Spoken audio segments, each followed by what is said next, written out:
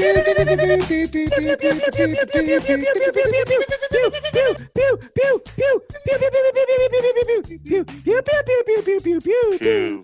pew, pew, pew, pew, pew, buzzkill, pew, pew. I was wondering, since Bobby's not here today, what if we just did that for 2 hours and then that was it? And We would definitely pass out. I think after 5 minutes from lack of oxygen, because it takes a lot of effort to do that, we would pass out.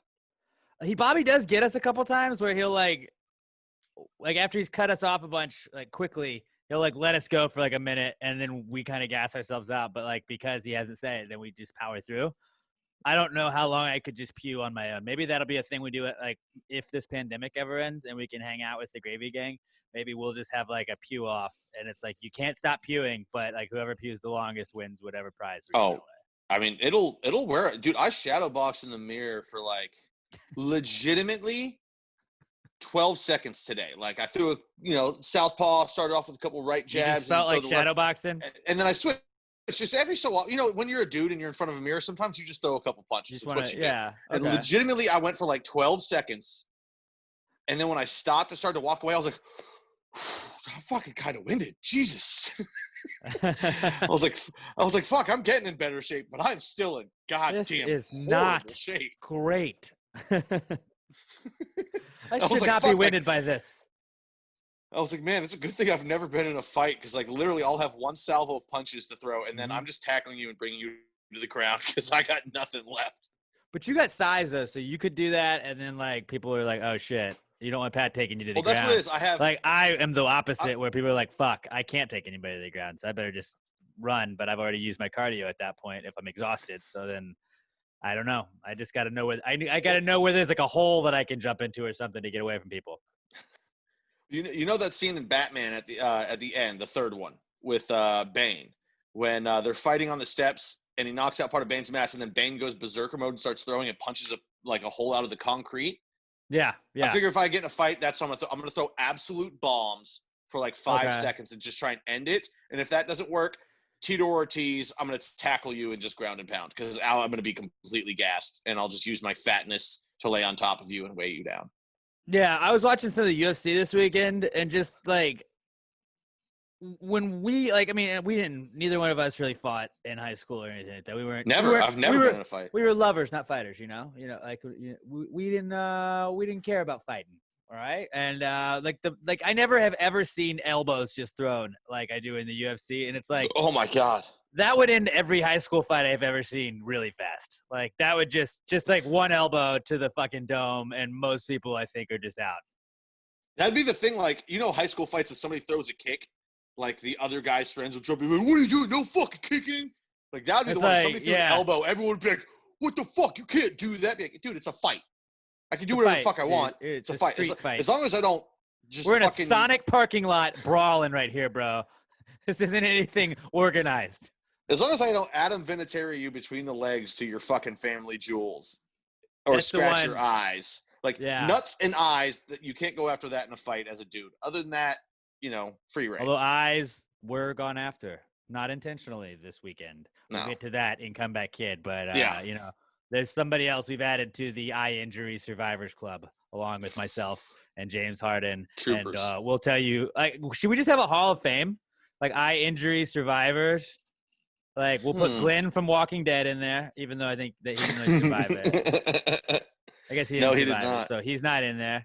Me, then Harden don't from spoil early it. on. Don't And spoil then, it. Yeah, we'll get to that. We'll get to that. But we're going to give you guys some parenting tips thanks to the two of you guys that sent us in questions.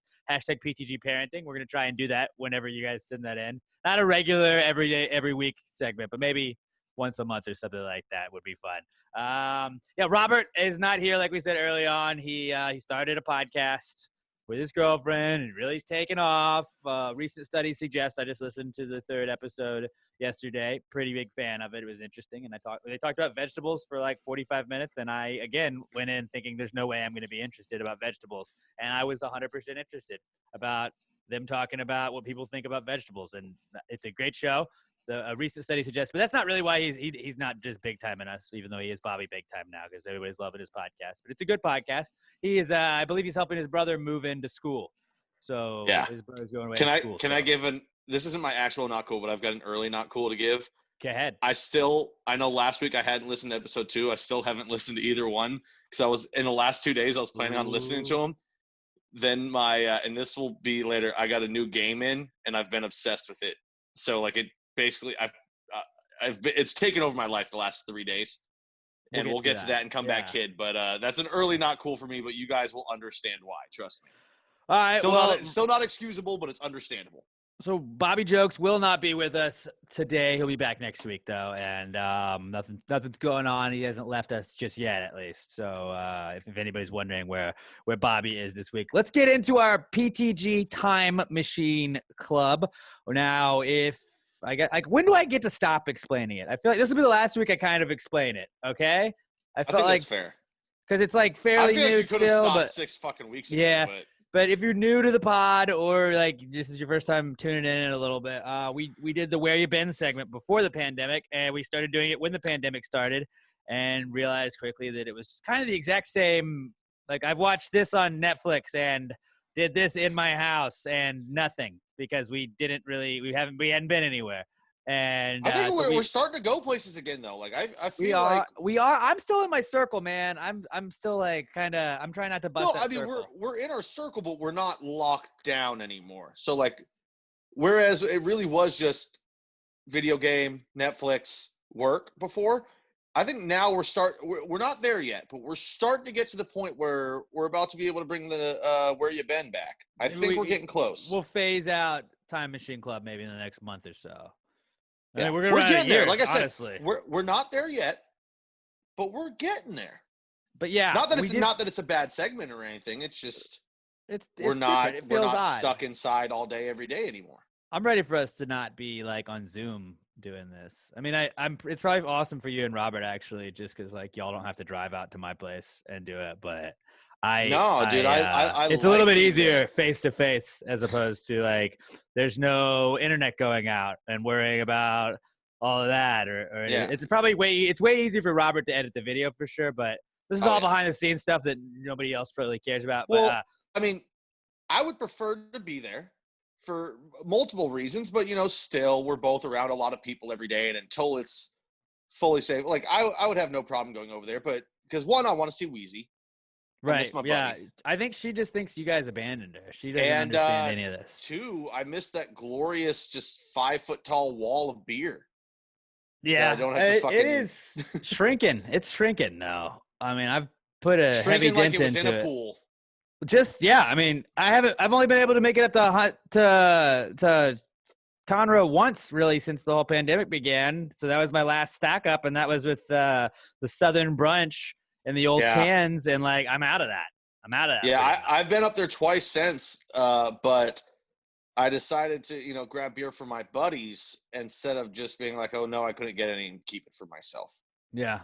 But anyways, our Where You Been segment has been put on the shelf, and we've been doing the PTG Time Machine Club because I had watched something on the Monica Lewinsky, and then we just got stuck talking about stuff that happened with Monica Lewinsky and the Bill Clinton stuff, and we were just like, oh, that was like stepping into a time machine. So instead of reading books like a bunch of nerds, we're just gonna pick a random year every week and go look back at things in like years that didn't have pandemics where stuff actually happened those years, and we're gonna discuss that kind of like it would be a book club. It's brought to you by the Time Machine with Andrew Green. We didn't want to steal his name completely, but he gave us the okay. That's on the Past Grade Podcast Network, the Time Machine with Andrew Green. Andrew's an awesome dude. I saw him actually this morning. He's working up at the radio station, and I was telling him we were going to promote his podcast again today. So the Time Machine with Andrew Green on the Past the Gravy Podcast Network, which is just chocked full of great shows. Past Gravy Podcast Network.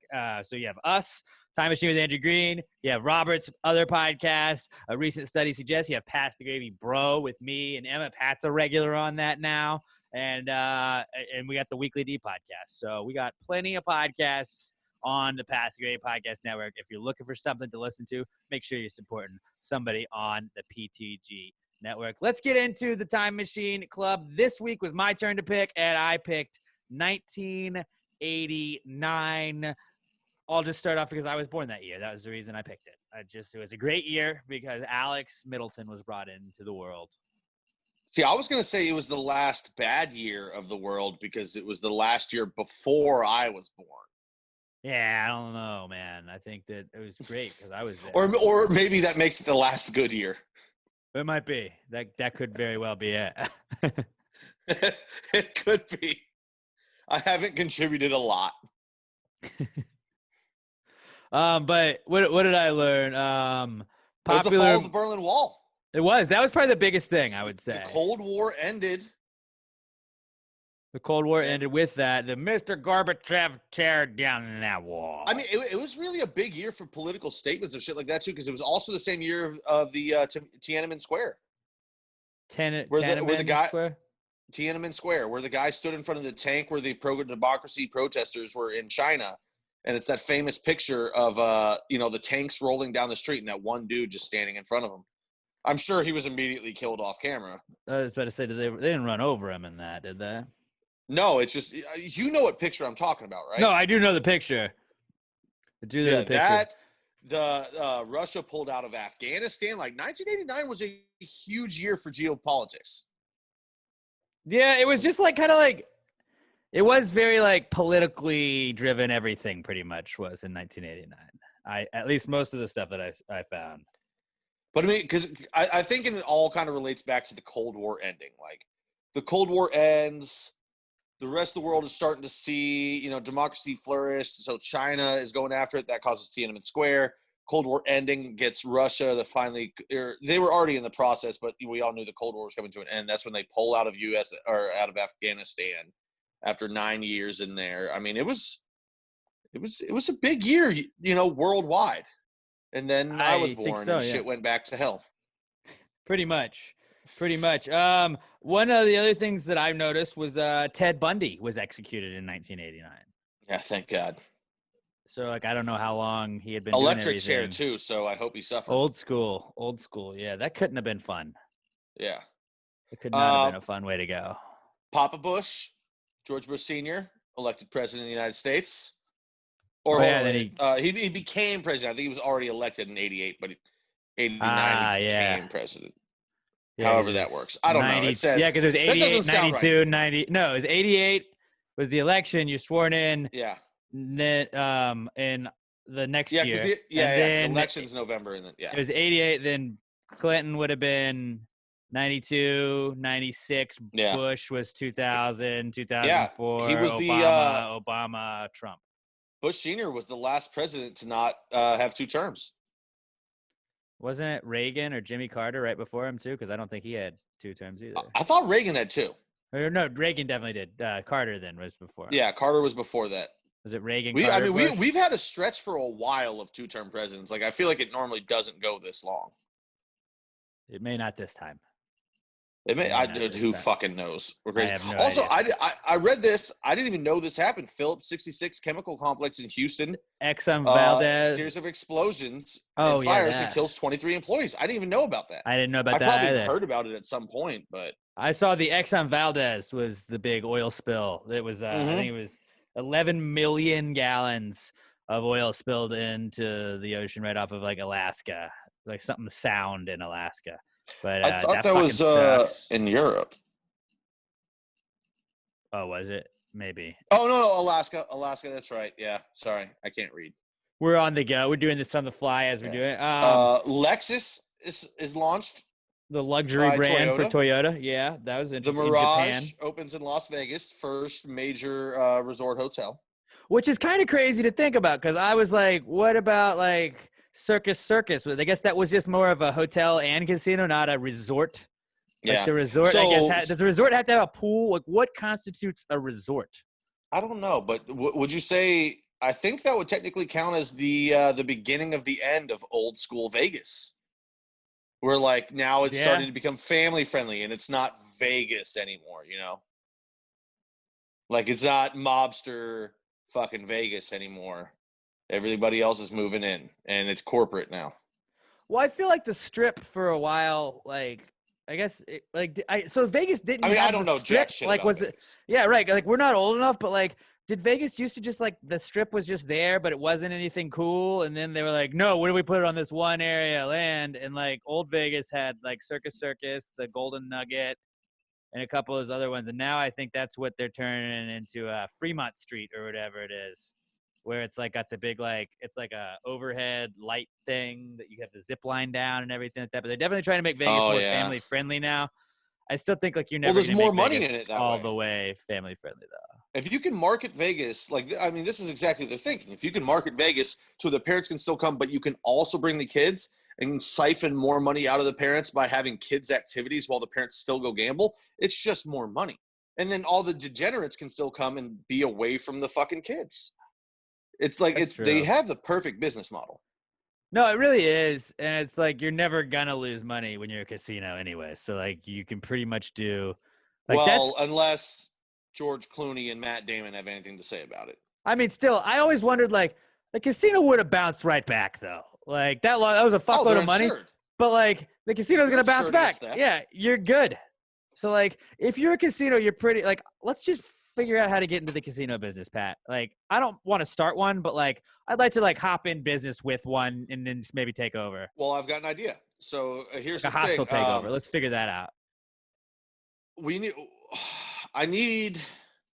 And the Gravy Gamble Sportsbook One of us awesome. needs to go into politics. That's. I am. Number one. I have already. I have announced my candidate. Me and Wheezy, Alex Wheezy, 2020. Good. I'll print the shirts this week. You're the more squeaky clean guy, so that works. What I need you to do is through the back door.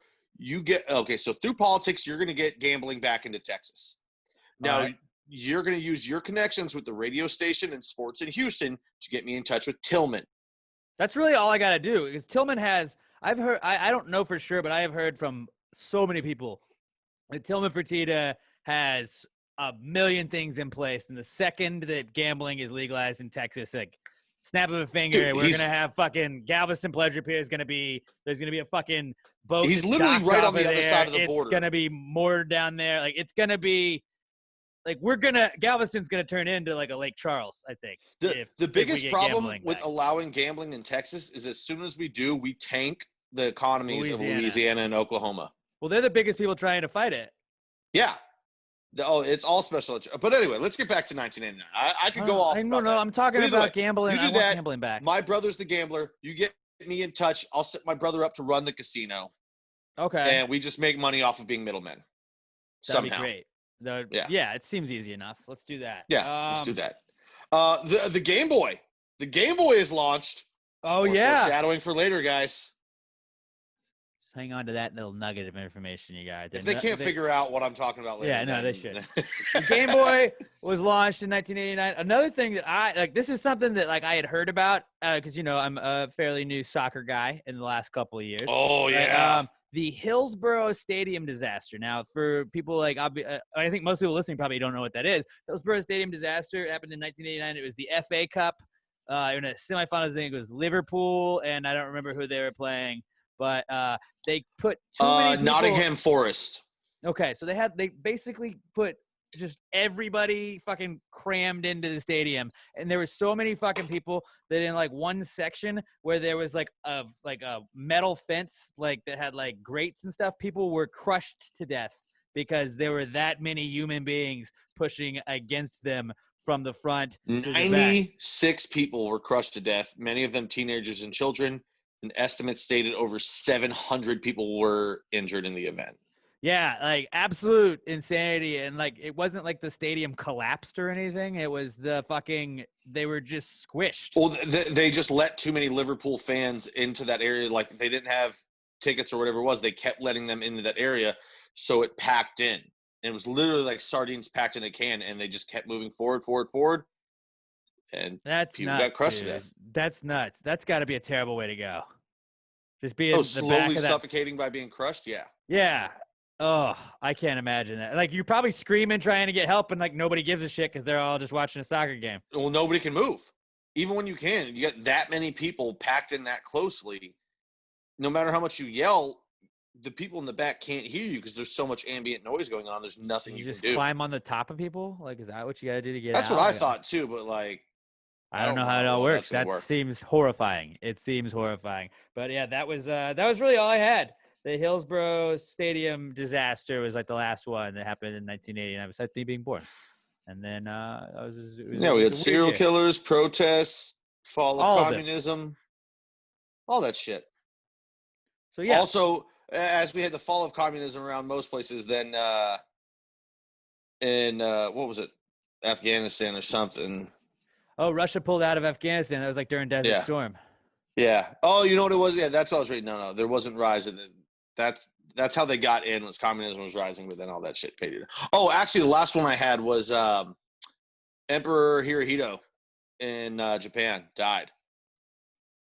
He Okay. was there from World War II all the way forward, died then, and he actually took their economy, or oversaw their economy, going from the 9th biggest in the world to the time of his death in 1989, the 2nd biggest economy in the world was Japan. Damn. Yeah. And where is it now? Do you know? I don't know. I'd say they've got to still be top 10, top 8. Probably up like there. Yeah. That's pretty crazy though. So yeah, that was our PTG Time Machine Club. Use the hashtag PTG1989 if you found anything we forgot. Hit us up on Twitter at Pass the Gravy Pod. I'm at Alex J Middleton. Pat's at Not Pat D, and Robert is at Robert Barbosa 03. While you're at it, go give us a 5-star review on iTunes. They're number 3.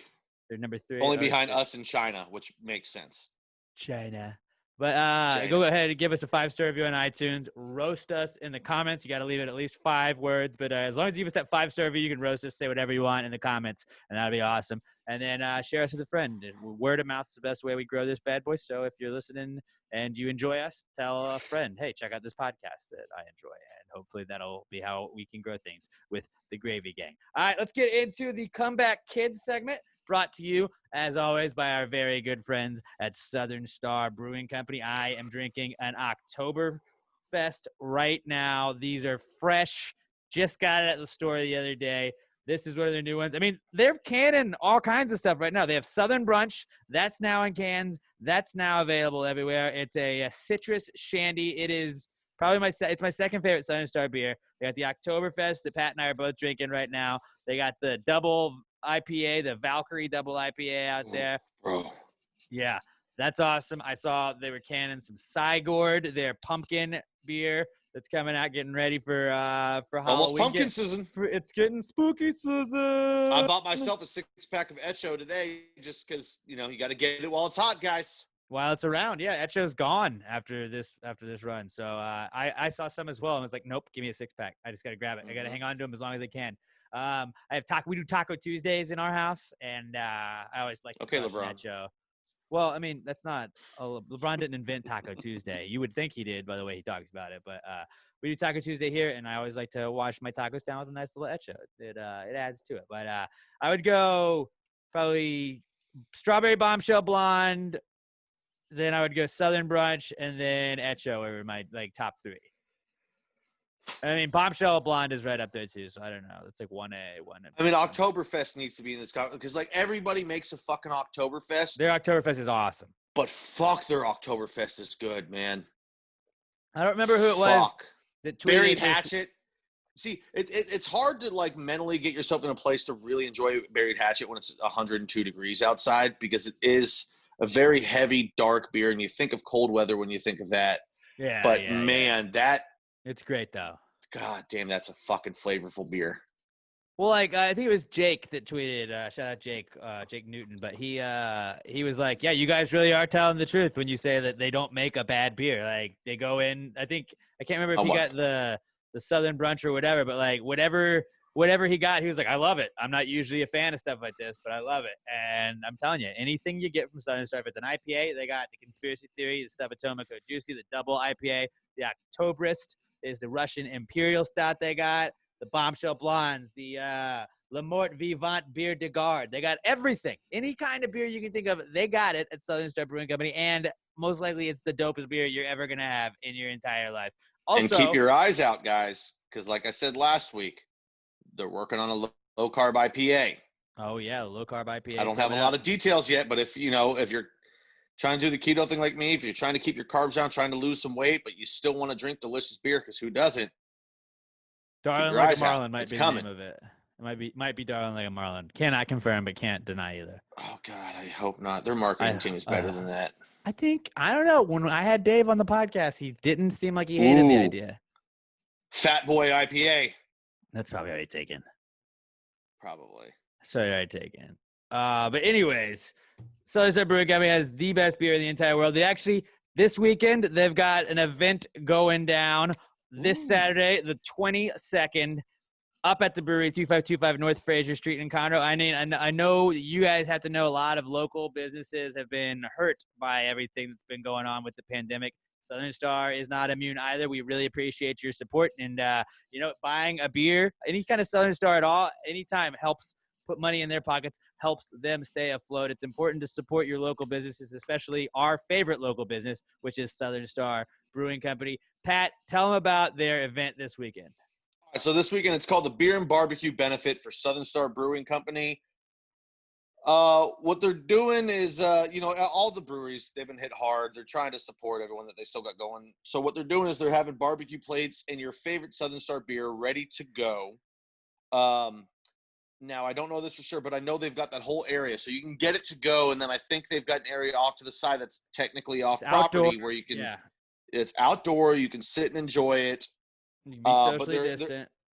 Socially distant, safe. But they're having barbecue plates to go. You can get your beer. If you can't make it out there and you still want to support them, please consider donating to PayPal, casualtiesofwarhouston@gmail.com. But guys, if you have the ability, if you want, go out there, get some delicious barbecue. Who doesn't love barbecue? And get some delicious beer. And like I said, they've got some area where you don't have to just get in your car and go home. You can still hang out, have it outside, be outside. I know it's hot, but it's supposed to be beautiful weather this weekend.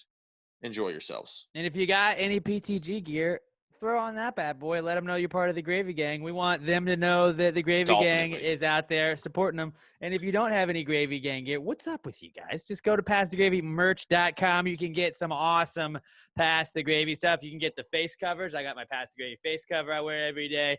They got the dad hats, the PTG dad hats. We got all kinds of awesome shirts. The Gravy Gang shirt, if you want to get that one and let them know. That's the easiest way to let people know you're in the Gravy Gang. We got the Gravy Ladies shirts for you ladies. And I know they got the tank tops too for, it is hot out there. And they're cheaper than the men's shirts because we fixed the wage gap. You're welcome. No need to thank us. Also, we have Pass the Gravy Bro shirts too. So if you're into our Big Brother podcast, you can score a Pass the Gravy Bro shirt as well. And the dog hoodies. Danielle Weston. Apparel for your most loved ones. Danielle Weston got her pooch a Pass the Gravy dog hoodie. And it shows everybody that her dog's favorite podcast is Pass the Gravy. So go check it out. Go look on our Instagram at Pass Gravy Pod. I think we posted it on Saturday, and it was a phenomenal picture. Your dog looked wonderful. Would have given like 50,000 books if I could have, Danielle. So shout out to Danielle. Shout out to everybody. Brad, I know he's bought some stuff at the PTG store. Really appreciate everybody that's helping out and buying anything at the Pass the Gravy store. PassTheGravyMerch.com. If you're getting anything, hit us up. Let us see you in your PTG gear. We want to know you guys are supporting the podcast. But Pass the Gravy merch store, PassTheGravyMerch.com. Let's get to the Comeback Kids segment where we tell you what's been back in the news the last week or so. It's the Comeback Kid. The Comeback Kid of the week. The Comeback Kid of the week. Bitch. Our first comeback kid this week is the mail. I don't know if you saw this, Pat, but everybody was talking about the mail this week. Here's the mail. It never fails. Makes me want to wag my tail. Why can't it be the female? I want a whale. Mail. I have no idea what you just did. That's from Blue's Clues. You don't remember that? I mean, I remember Blue's Clues, but I don't. Mail, it never fails. It makes me want to wag my tail. When it comes, I want to mail. When you do it like that, yes, I remember. Yeah. But just hearing the words is very different. So, all right. Do you know, I feel like it was like, was Trump going to shut the mail down is what it made it seem like? And then they're like, well, he's doing this for votes. And then the Postmaster General, who I did like, that it sounds like a Postmaster General would be a robot. A robot definitely should be the Postmaster General. Like, that sounds like a transformer. But like, first off, I saw like people were protesting outside of the Postmaster General's house. And I was like, first off, guys, I don't care what you're protesting, but if you protest outside of my house and you interrupt me outside of work, doing things that are my own personal things in my own personal place where I live, I am against whatever your protest. I am against whatever your cause is at that point, and I am not going to help you any more than you are inconveniencing me. Like when you if you want to protest me, their I'm going position, to not help your cause right then. Because you're not trying to protest the position at that point. You're protesting the person to try and literally just intimidate them. Right, and it's like, oh, cool. Like these angry people. It's a lesser form of terrorism. You're trying to politically intimidate somebody. That's kind of terrorism. A little bit. Like I get it. Like if you feel like you're on the righteous side. I mean, a lot of it is just being loud Jesus and Christ. screaming and stuff, but like that's not necessarily terrorism. But it's like, it's like I always feel like fucking kids, man. You're trying to intimidate their family. You've got fucking kids. I don't know if this guy does, but that's shit when you protest at people's fucking homes. Well, 99% of those people that do that and they go to somebody's house and, well, you know, what I don't care what it was, you know, like whatever it is, you going to somebody's house and just you're a piece of shit.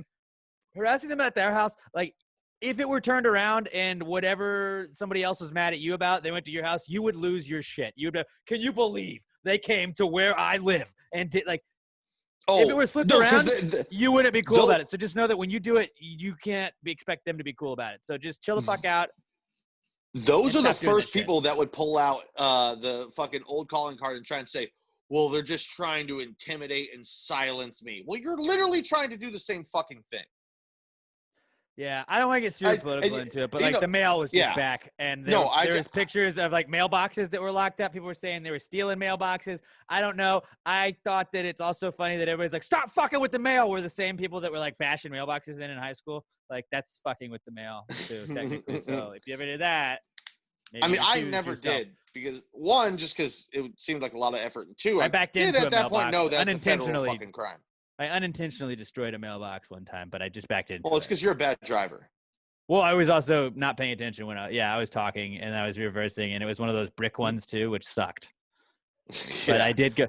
I did go knock on the door, and I did pay them to replace it. So that's a good. I would have fled. I would have freaked out and fled. I totally thought about it.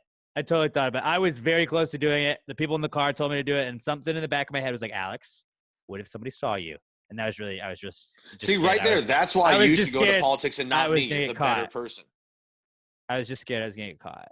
And nowadays you can't do that because I feel like everybody's got a Ring doorbell camera or some shit like that. And I would have gotten screwed anyways if it was now. So I don't know. Yeah. I would like to think that I've been paid back karmically. Karmically. I think that just rolls off the tongue. We're going to go with that. We're going to go with that. Yeah. Karma chameleon. I tend to be the much more political between the two of us, and this story was so fucked up, I didn't even try and learn what was going on with the U.S. Postal Service. I was like, dude, I'm tapping out of this one. Fuck it. I'm not even going to attempt to learn. And this is going to just, like, you guys know I'm dumb anyways, but this is just going to, like, add further to that, like, Alex is dumb, where a lot of times, like, I'll just see stuff on Twitter trending, and I'm like, what is this? Huh? And, like, right now, I just assume everything is political. So, like, if I fair assumption. Yeah, like when I see a name trending, I'm like, okay, one, did this person get canceled, or are they dead? Like, that's the two things I think about when I see a name. And then, like, when it was like Postal Service, I was like, what the fuck's happening with the band? No, it's not the band. But then, like, it was just like everybody's just yelling on Twitter. It's just. Like, there was no, like, well, fuck you for this and blah, blah, blah, blah, blah. And, like, everybody has, like, there's two sides of no matter whatever it is. It's just, like, nobody can agree on anything. And I just saw, like, everybody was just arguing over mail. And I was like, what the fuck is happening? Just chill the fuck out. And the Postmaster General was like, there's nothing that's going to happen with the election. I think it was, like, with mail-in ballots maybe was what it was about. And it was, like, the Postmaster General was like, dude, nothing's going to happen until after the election anyways. I don't know why anybody's freaking out and people are still losing their shit. I don't know, man, but the mail is back. The mail is back in the news, and that's why it's a comeback kid. I've got a real quick one to insert in that only me and you were going to care about. Pasternak is back. I didn't realize that until, like, right as the game was starting, they said Pasternak was playing. Okay. So there we go. That's for me and you. Hockey. Good. Talking hockey, guys. Talk. All right, next one, conventions. Yeah, there's conventions going on, and it's digital conventions. So the Democratic National Convention. I have not watched 1 second of it, nor will I watch 1 second of the Republican National Convention. I can't tell you I'm a with you on time I that. think I've ever watched any political convention ever. I don't believe I I've ever have. watched anything. I have. Living with I my don't brother the recall last ever. couple of years now, especially. Well, here's the big thing. Now that my brother's not here, I really don't watch as much politics. I still follow it, but when I lived with him, it was always on because he got really into it. And you guys think I'm an angry person? Wait till you fucking meet him. Jesus Christ, he's got a hankering for just being mad at people. That's why, like, I am angry in general anyway. So, like, me getting into politics, one, I'm not smart enough to do that. But then, except for run for president, which I am, Middleton Wheezy 2020. Don't forget to vote for us. But then, like, I just try not to pay attention to it because, like, no matter what side it is, it always just seems depressing. So it's like, Yeah. The and I one don't want to thing, like have an opinion where I then have to talk about other shit with people. Like, I feel like if I know less about politics, then the odds of me getting in a political discussion with people are much lower. So I try to avoid that. the less you know about politics, I would think there's a direct correlation to the less you know about politics to the just average happiness of your life. Because when you don't know, you don't care, and then you don't care. Like, it doesn't drag you down. Because for the average person, all this political shit doesn't mean stuff. Like, or it doesn't mean shit. Like, most people are just trying to get by day to day, feed their fucking kids, pay your fucking rent, do all that. It doesn't mean anything. But I will say the one thing, and like I said, I like you, I watched none of it. I've only heard secondhand stuff. But the fact that they had Bill Clinton on stage talking about how you should act in the Oval Office is pretty fucking funny to me. Did they? Yeah, apparently, like I said, I'm only hearing secondhand, but apparently, fuck. Bruins let him go. But yeah, apparently Bill went on for a couple minutes about etiquette in the Oval Office, and I said oral, and how it's. That's what we call it, fellas. You know Bruins. Okay, they fucked me up. Bruins did not give up a goal. They were showing highlights from last game, but yeah, the fact that you would even in the post Me Too era having Bill Clinton to come and talk on stage and like, why wouldn't you just fucking have Hillary?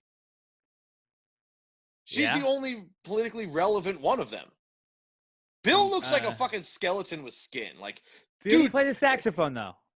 I doubt it. I don't know. Like I said, I didn't fucking watch any of it. I didn't pay attention. I wish he would have played the saxophone because he's great at saxophone. Say what you want about Bill Clinton. The guy can murder the fucking saxophone. Oh yeah, very talented. I don't like the guy, but if he played Careless Whisper on the saxophone, I'm there. I'm locked fucking in. There I'll watch that 1,000 times out of 1,000. Which, by the way, if you guys don't realize what I'm saying. Just like say what you want about George W. Bush, I'll watch him paint because he seems like a fun guy to watch paint. Yep. Google sexy sax man. Google sexy sax man. It's a guy that just goes into like mall food courts and plays Careless Whisper on what about the fucking saxophone. Have you seen Sax Squatch? I have not. It's a guy that dresses like a Sasquatch. He goes in the woods and just plays the saxophone. Well, this is better because he does it in public. Well, this is, but he's not a Sasquatch though. Oh, he dresses up as a okay, I'm in. See, that's what maybe we'll post these on the Passive Gravy Twitter so you guys can relate to them instead of just having to go look them up. We should put up a poll and tag the videos and say which is better.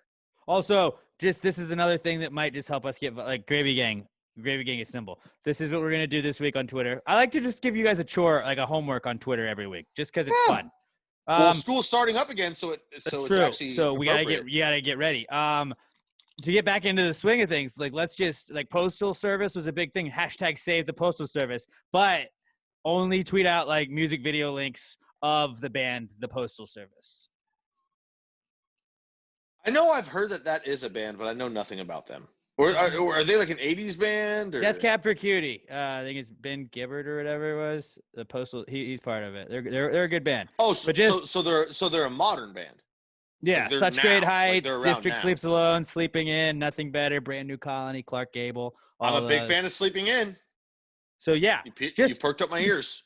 Just go post like links to the Postal Service band or Postal Service music videos. # save the Postal Service. It'll look like we're super like active politically, but then people are like, this fucking dumb podcast is doing this. And maybe people will find out about the Postal Service because we want to save the Postal Service. So save them. I would like to see how much increase in sales they've had since that hashtag started, just from people that are dumb like us, like, this is funny. So like just out of listen. fucking humor, fucking buying their shit. Just hashtag say the Postal Service, and then I guess tag us somewhere in it. But then just YouTube link to something, and then people are like, what does that mean? And we'll figure it out. Maybe that'll be then we'll look active. We just need to like kind of adopt hashtags that are already hashtags, and then just put our own spin on it. And it's like, wow, this is a very activist podcast. And then maybe we'll get some people that'll quickly hate us, and then they'll move along, and that would have been a fun bit for just us. Yeah. So do that. Hashtag save the Postal Service. Our next comeback kid, Susan B. Anthony. Old Susie B. is she's pardoned. She's getting pardoned. I believe Trump is going to pardon her next week on National Women's Suffrage Day. And Susan B. Anthony was on was it a gold dollar? Sacagawea was on the gold dollar. Yeah. Susan B. Anthony was on a coin, right? I don't know. I don't know what she was on, but you want to know an ultimate dollar. sign of the Susan times B. Anthony where dollar. This is the ultimate sign of the times that nobody is exempt from hypocrisy, because I always get mad at people that just always find something to be mad at. I'm not mad at this, but like it's just the ultimate sign of just trying to score political points of doing something. Like there's somebody else out there. Never been done before. But like it pisses me off because there is somebody else out there that's more deserving of pardon that isn't. Yeah, and their name is Joe Exotic, because that was what was trending.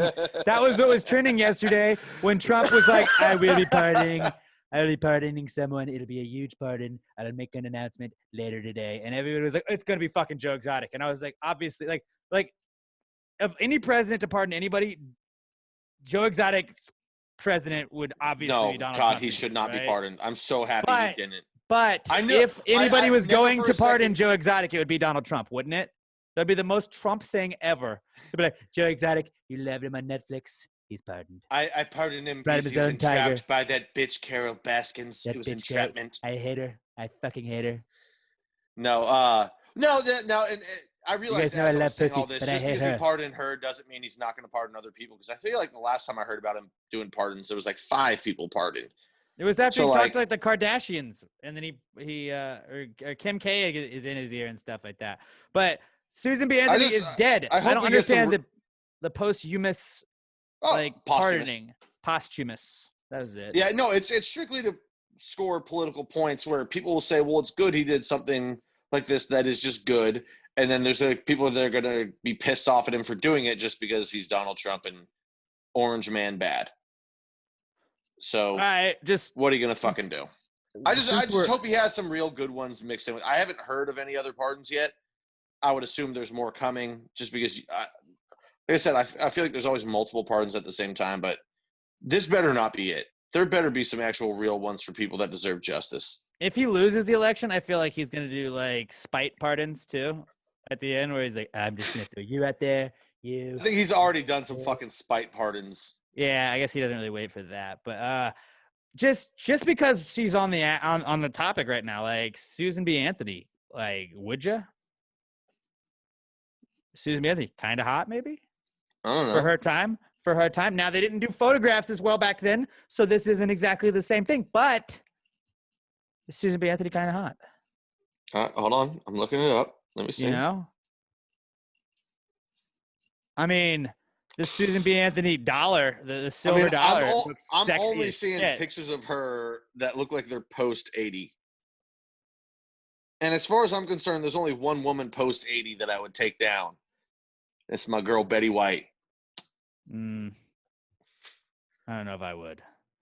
Susie B. Like. We'll just give a goal. Look at Susie. Yeah, no. I mean, it would be horrifying to have sex with Betty White. But also, Anthony was the smoke. I feel like. But to be able to say, dude, I took down Betty White, that's like. No, that is part of it. So it's like then you'd have legend status. Susan B. Anthony, hot, kind of a smoke show, maybe. I don't. But then again, like I said, I never saw her young. I don't have just a geriatric type in Susan fetish. B. Anthony young. Susan B. Anthony young. I'm not a geriatric fetish guy either, although we don't kink shame here. But no, I mean, do what you want. There's this one I'm looking at. She kind of looks like she could have been a smoke. Ooh, I'm not gonna lie, strong jawline. I feel like we could have some athletes. So I'm back in. See, Susan B. Anthony, hot. Fellas, would you? Make that a poll. Make that a poll right now. Fellas, Susan B. Anthony, hot? And then yes or no. Or fellas, is Susan B. Anthony hot? But yeah, put like a day for people to reply to it. But that would be really funny. So Susan B. Anthony is posthumously she is posthumously pardoned because she was arrested for crossing the line or whatever. She was arrested for trying to vote or something like that, and Trump is trying to make amends, I guess, doing that. She was voting as a woman when it wasn't allowed, I believe, is what her crime was. So yeah, Susan B. Anthony, she's a comeback kid this week. Post that thing, Pat. Then our next comeback kid, eye injuries. The poll. I'll do it. Oh, dude, I'm gonna have to do that later. There's no way I can pay attention and do that at the same time. Okay. So Susan B. Anthony, I got it. Susan B. Anthony, comeback kid. Our other comeback kid is eye injuries. We talked about it a little bit earlier, but we're gonna have to start our own eye injury survivors club. I feel like no pun intended, I started it. And I was stabbed in the eye by a hat. Brandon Eberly viciously tried to blind me, and I overcame. But then James Harden got a finger in the eye during the season. He had to play with like a red eye, couldn't see out of one. And then on Saturday, the main event of UFC 252, Stipe Miocic, like, oof. Dude, he took some bombs. He got like knuckle deep into the eyeball. Like it was a deep poke. Like I feel like Cormier's eye may have touched his brain. It was not intentional, but Cormier's eye was fucked. He suffered a torn cornea. Now I had a corneal abrasion, and it felt like I was getting stabbed in the eye the entire time, like the whole time. I cannot imagine what it feels like to have a torn cornea. That sounds horrible. Apparently he's going to regain vision, which is great, but like he couldn't see anything in his eye that got poked. It looks terrible. It seems terrible. Everybody that has listened for any amount of time, I feel like, should know that I am terrified of anything with my eye. So like that is my worst nightmare ever. And like I would have just quit the fight if I were Cormier. I would have just like, nope, we're done. We're fucking out. I'm fucking out. Nope, not doing this. I would have just fucking quit. It was okay, Kelso. I would have though. It was terrible looking. Like when you look at it, and it didn't get called. The round ended, and Cormier was mad that it didn't get called because he got called for an eye poke. It was another accidental eye poke, but still. He was like, how are you not pointing that out? And it was at the end of the round, but then there's nothing you could do about that. He couldn't see out of his eye for the rest of the fight and was having to fight with one eye. Like, that sucks.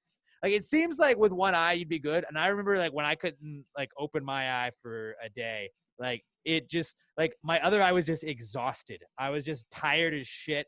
Like, everything, it hurts to focus with just one eye. Gives you a headache? Yeah, it really does. It was... Like, I just wanted to sleep. I just slept for, like, a whole, like, day and a half just because I was like, I can't be awake right now. Like, this is miserable. And, yeah, that's should have got an eye patch. That's tough. No, it actually can add up bacteria in your eye. So I was not advised on getting an eye patch. Should have done it anyway. And then just clean your eye. Fuck doctors, like a person right? Well, I mean, you just clean your eye. Like, you get the eye patch to stop the throbbing of the light hitting your sensitive eye, but clean it like a fucking modern person that understands bacteria. Yeah, I don't know. Well, I feel like Daniel Cormier gets to join the eye injury survivors club along with me. And this now he's a legend for multiple reasons. He really is. I'd like to just wish him the best in his recovery. And it's not a fun road. It's not a fun road. But luckily, and I'd like to wish him the best in retirement. Which is nice because, I mean, he's true legend of the game. He's an excellent commentator on the UFC. I'm really looking forward to him being on more events because I think him with Rogan is a fantastic combination whenever those guys get to work together. I seriously think they are all-time like duo commentator fucking great. I think like Dominic Cruz is awesome. I think Michael Bisping's also really good. And but just both of them, they're both basically color guys. Like neither one of them is the like fact for fact guy. They're just reaction guys, and then they give insight into it. And it just that's what I love about UFC. Like it's not like football where you have the color guy and then you've got the what do you call it? Play-by-play. They've got their play-by-play guy, and then they've got like Joe Rogan just to be the guy that's high and is a fan and fucking loves reacting. And then you've got, you know, whether it's Cruz or Cormier or whoever giving the insight, like of a guy that's been there and knows it. And Joe knows it too, but it just them as a combo, like they're so fucking interesting. They're so good at what they do. It's not just entertainment like with Shaq and Chuck or Shaq and Chuck. Shaq and Chuck, I like. But it's just fuck, dude. They're an all-time duo. They really are, and they need the play-by-play black guy with them. But fuck, it's good to see Cormier. You know, he didn't go out looking bad. He still put up a great effort, and man, I don't know how Cormier survived those bombs. Yeah, Stipe clearly won, but and Stipe is such a like I like. Both of those guys were such likable dudes in that fight. Like it was like hard to root against anybody. I had money on Stipe, so that was kind of why I was watching because I had eaten I ate dick that entire night on that card. There was like there was one fight that whole card that I made money on, and the rest of it I just was fucking it was terrible. But I thought that like Cormier is such a likable guy. I've met Cormier. He was a really cool dude when I met him. And then Miocic is a fucking firefighter. Like he has a job outside of UFC. Like not many people in the UFC. Like he goes to the firehouse and then actually puts out fires. He doesn't just fucking like he's not a volunteer. He has like a shift. That's the craziest thing too is not only does he do that, like that's the kind of thing you would expect to see from the guy who's like the 8th ranked guy. Not the heavyweight champion of the world. No, not just the heavyweight. He's the best heavyweight champion in the history of the UFC. Most title defenses all time there has ever been in his weight class. And he still does. That's not his only job. He still works. Not just any job. He's a fucking firefighter. When he's not fighting humans, he's fighting fires. He's fighting shit in every occupation he has. Yeah, he's like, well, punch me in the face. I got punched in the face by fire. Yeah, what now? Yeah, you think if he's fighting fire, you're fucked. Like you're fucked. Although would the Iceman have been the biggest challenge of him ever? Well, Iceman was light heavyweight, and that's just a little bit of a weight class difference. Well, Daniel Cormier also light heavyweight, but he stepped up. Stipe Miocic Cormier was a light heavyweight, but boy was a heavyweight. He's thick. He's thick. He got that jiggle like I do, dude. That's what I like about Cormier. But like Stipe Miocic also just looks like a guy, and it's because he is a guy. He's a firefighter. He's an everyman. He's from fucking Cleveland, Ohio. So he just like, he's not an LA dude. He doesn't go to he probably has a fucking awesome house, I'm sure. But like, he's not going to his like beach house in Malibu afterwards to recoup from the fight. He's got a fucking shift probably the next week. And he's like, I got to go fucking ride the ladder or whatever the fuck it is that they call it in the firehouse. But like, he just looks like a regular guy though. Like he's got like the 5 o'clock shadow. He kind of looks like he was drunk the night before. Like he's just a big dude. Like, and yeah, you don't realize how big he is until they like show you the stats. It's like, oh, he's 6'4". Fuck. Like that's the dude that when they do the, like he's big, but like he looks like a regular dude. But he's the guy that like when the fireman calendar comes out, oh, he's on the cover. Yeah. Because he would beat up anybody else that tried to get on the cover. It's just him holding like a Dalmatian under each arm. Like that's the cover. Just like, hey, women. I am Stipe, and I am here. But yeah, that was awesome. I mean, the fight was awesome. The card was pretty good. That Sean O'Malley guy on the card before, that was like such a hyped fight. That was rough.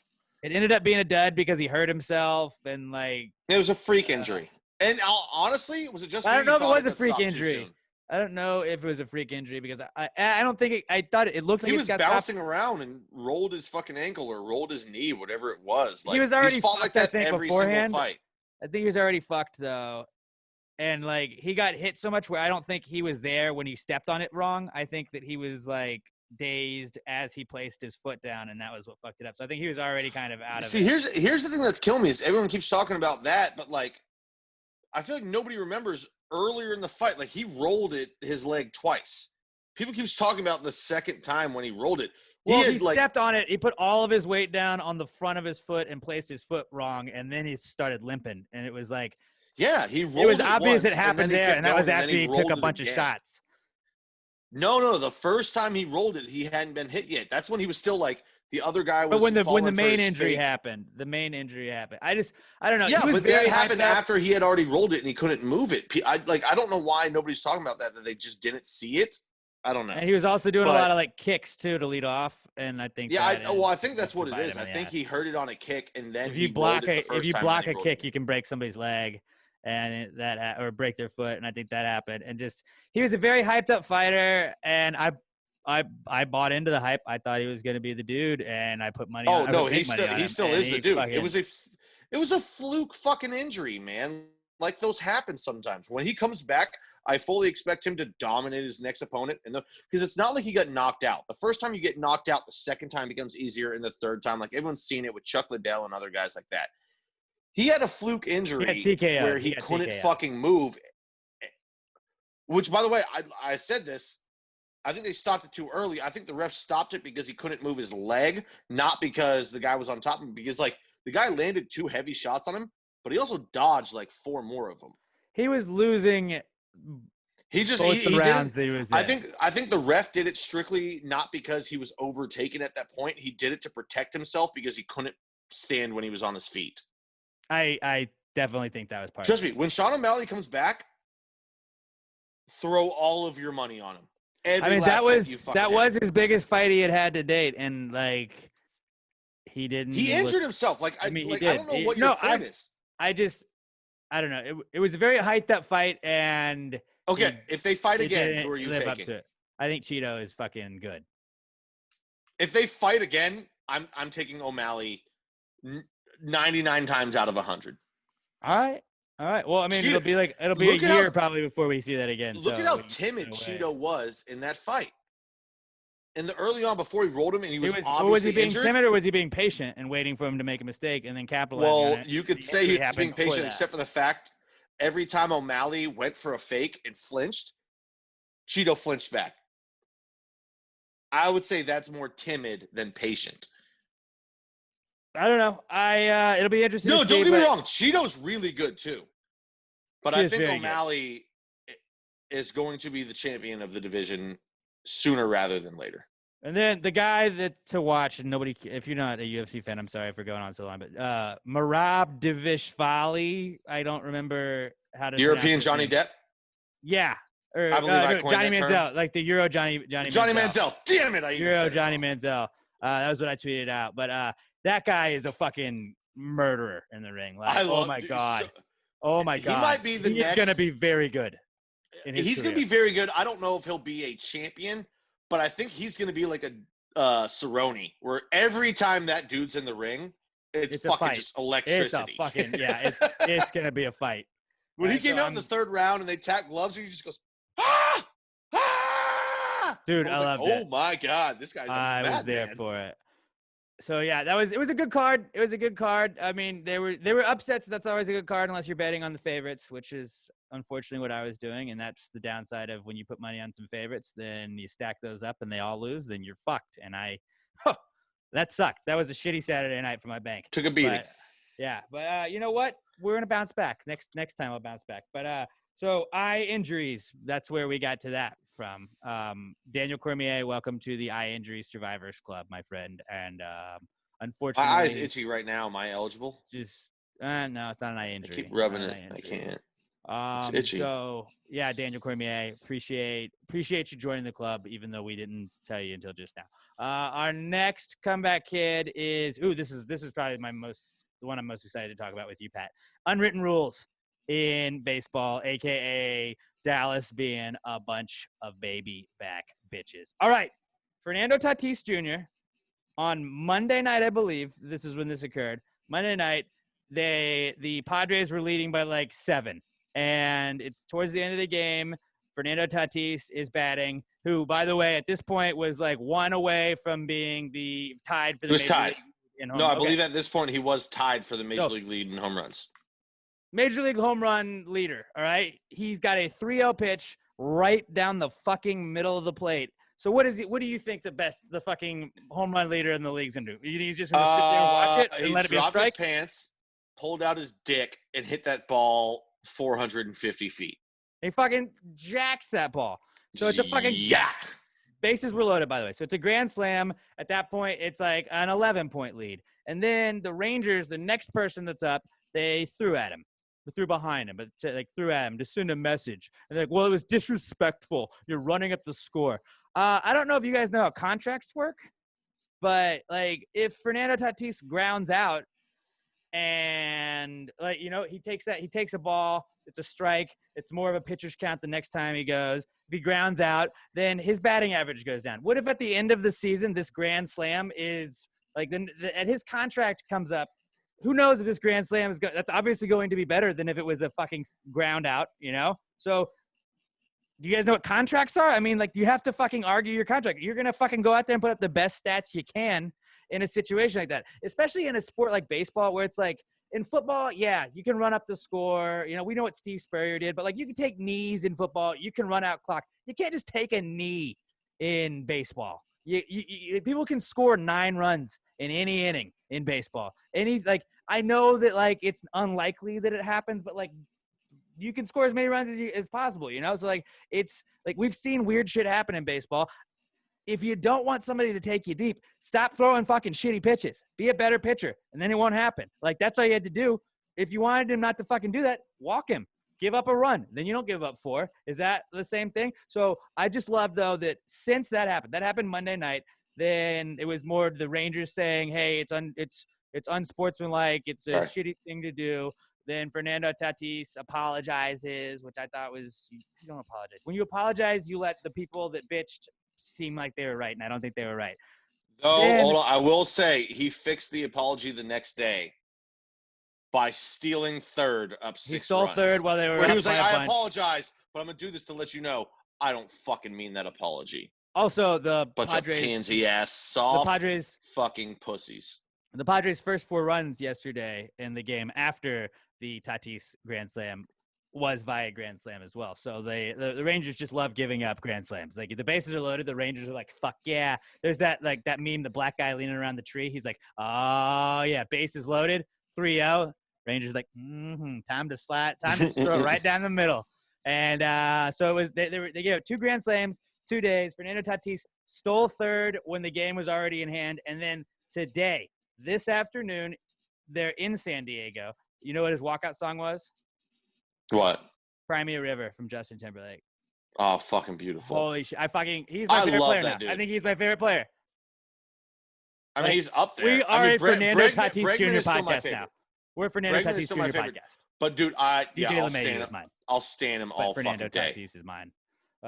Fernando Tatis now, maybe. He and DJ LeMahieu can be I don't think there really was, really outside – and his own manager threw him under the bus. That's what fucking pissed me off. Well, but he also used to be on the Rangers staff, so it was kind of like he didn't want to piss off his – Fuck him. Here's my take on it. What the fuck is the problem with it? When you go, don't run up the score, I'm sorry, hitting a baseball is still the hardest thing to do in all the sports. Like in football, yeah, you can take a knee. You can run out the clock because in football it is a very violent sport where it's advantageous to not try and run up the score because people can get hurt on any given fucking play.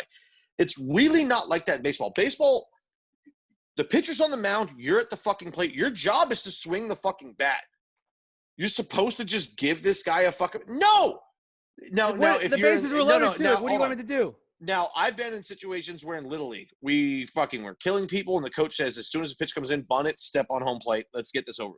That's Little League. This is fucking Major League Baseball. Or you bat left-handed if you're right-handed and vice versa. Dude, and shit like if you're not good enough to fucking be out there, Colin McHugh came out and said, I used to look at scouting reports beforehand. So if I got 3-0, if anybody's swing rate was over 20%, you don't groove them the fucking ball. This is the Rangers' fault for not being smart enough to realize this guy's a fucking animal. He's one of, if not the best hitter power hitter in all of fucking baseball. Don't groove him a fucking pitch. Dude, I was a pitcher. If you don't want the ball fucking hit out on you, don't groove him a fucking pitch. You don't want people to pimp home runs? Don't give up fucking home runs. You want to get mad at it? Okay, you can get mad at it. And I'm not opposed throwing at somebody that pimps a home run. There are fucking, even that If you I'm hit not a really home on run, board like anymore. fucking bat flip the fuck out of that, dude. No, Celebrate all you fucking want. Who hold on, gives a shit? no. Bat flips, I'm fine with. I'm talking about when you hit the home run and you stare at the fucking pitcher like Soto does, and you stare at him that is and kind of don't cool move for because he 2 does it seconds, all the and time. then Though. you He does it flip all your. the time. Well, no, that's the thing with Soto. I've got if you want to act like that, like bat flipping, I'm cool with. That's flair. That's excitement for what you did. If you want to stare at the pitcher after you did it, oh, I've got no problem with 96 in your ribs. That's when I've got no problem with it. But like just showing emotion, that's when people get mad at bat flips and shit like that, I don't fucking get it. You want to be the fucking just gatekeeper swinging for the the bat. old way of the game. The game isn't played the way it used to be. Like it just Yeah, isn't. It we used to get be it. you never got in until you were 22 to 24. Now these guys are so good. They're 18, 19 years old breaking into the fucking game Right. consistently. Like it used to be Griffey did that. And that When my Griffey and grandpappy Ripken, used that to was play, it. though, we had different bats, and it was a better game. It wasn't Bro, any of this trash talk. We always wore our hats forwards and not to the side, and we didn't have any of this show. I will say that does piss me off when the hat I is don't fucking care. If my pitcher is wearing his I don't hat really sideways care. or It just fucking pisses me backwards off. and he's throwing fucking lights out, do whatever you want, dude. I think a big deal of it has to do with I fucking just hate Fernando Rodney too. He's And he's got the flat bill that's literally like 45 degrees off the side of his head. And I'm like, fuck you, Fernando. Just anything he does. For a bit. There was a bit where CeCe did. Well, yeah, and CeCe. And CeCe's a fat piece of shit. So fuck him. Not now. Not now. CeCe's. Oh, I'm pretty sure he's still fat. He's looking good now. No, he looks better, but he's still fat. I don't know. I think he'd still go on the mound. I think I'd take him if he were going to suit up for the Yanks right now. Their pitching could use it. Probably. But hey, this all boils down to fuck the Rangers. They're a bunch of baby back what a bitches. fucking whiny bitch. And then yesterday when they lost, they posted a thing on Twitter that was like, "Oh, not today, trolls," and they cut off the comments. Yeah, they disabled comments. Like you could only quote tweet it, which like a million people did. And like talk about the most unaware social media. Like you got to fire your social media team after that. Not just the person who posted, the whole team that allowed it to happen. Unwritten rules, though, in baseball. Would you say, like, would you classify this as an unwritten rule, Pat? Like, say there was a major hurricane that, like, just came and ravaged a city that there was a team in, and there just happened to be a team in that same state a couple of hours away that had a stadium that could have allowed said city that was ravaged by a certain hurricane to play in that for a couple of games, like would you think that would be maybe like an unwritten rule that you should help your fellow neighbor or something like that?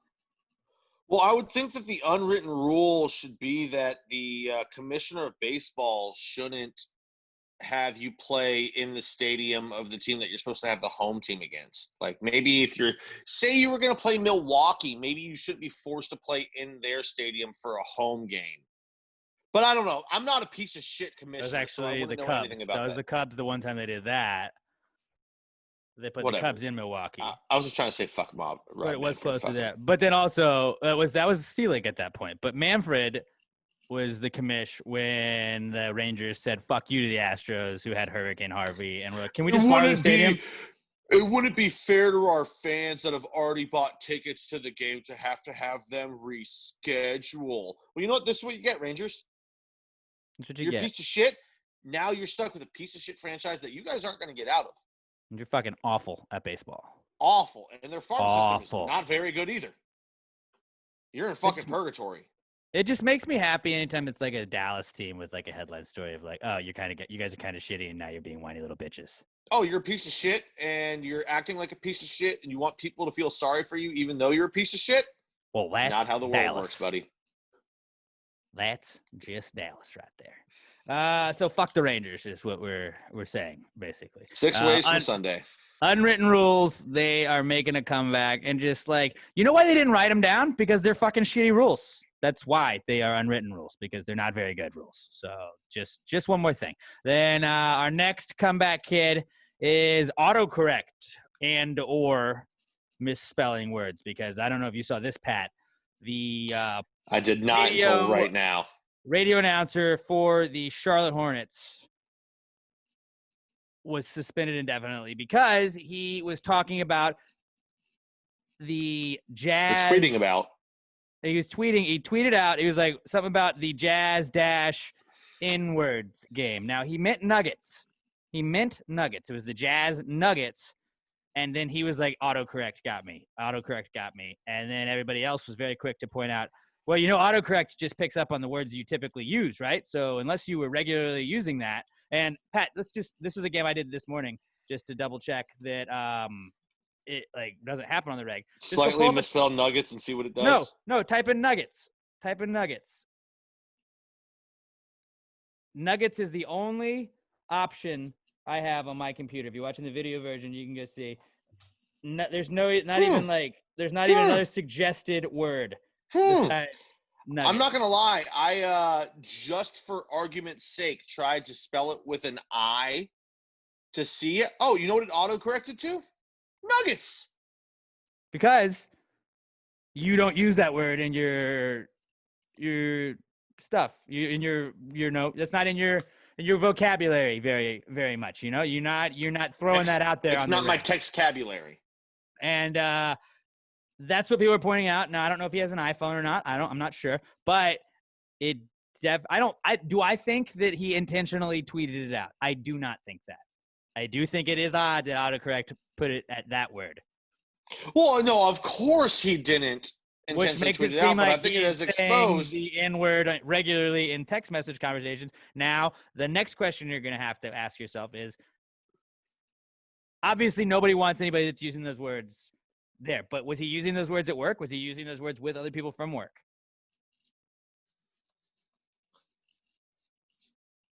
And I'm not ever going to, I wouldn't want to associate with somebody that's throwing around the N-word in regular conversation. But if he's not saying it on the air, you shouldn't tweet it out. I think him tweeting it out is the downfall of him. I don't think he's coming back. I don't think that he's going to have that back.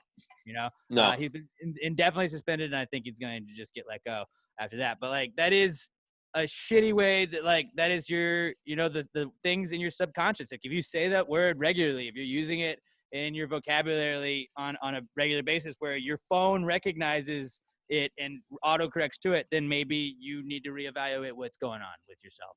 And, hopefully this is something that he takes a big step back and he learns from it. But that was just, you always gotta read. You always gotta double check before you hit send on that stuff, guys, because something as little as just watching the Nuggets game can come back and it can kick your ass if you have all of this other shit you're doing too. So it can kick the shit out of your career. Yeah, that was a fucking dumb decision, and fucking sucks for that dude. But also, you shouldn't be using that shit on the reg.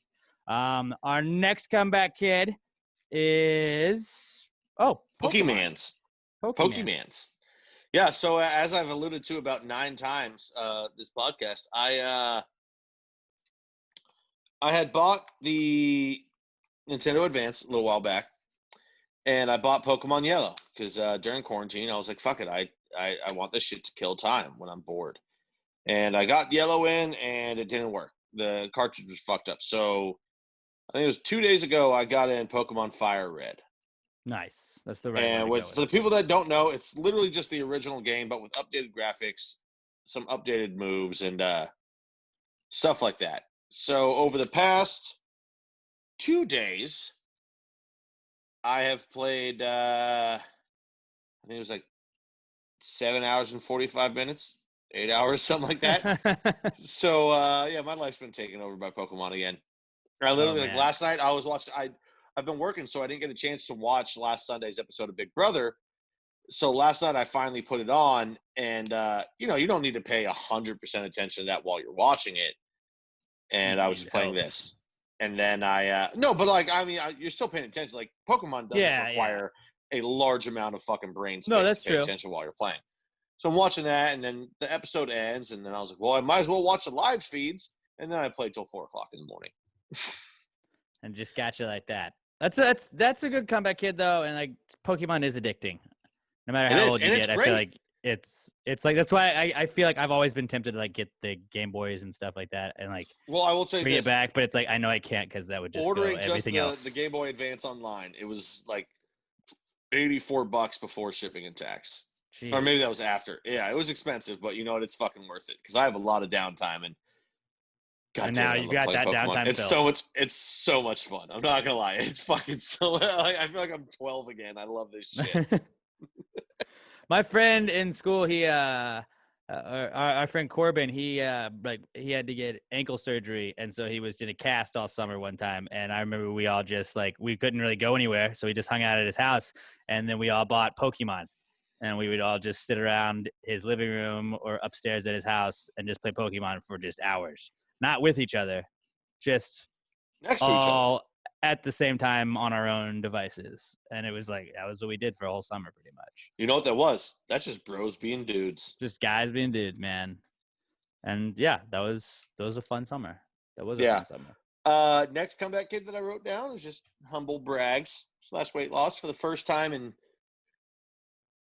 God, I can't even tell you how many years I weighed in under 270. So I'm now officially over 60 pounds lost. Congrats, dude. Yeah, it's one of those things too where like when I walk into my bathroom, like my sink and my mirror on the left, and as I'm taking a piss, I'll look to the left and be like, it's noticeable how much less disgusting I am.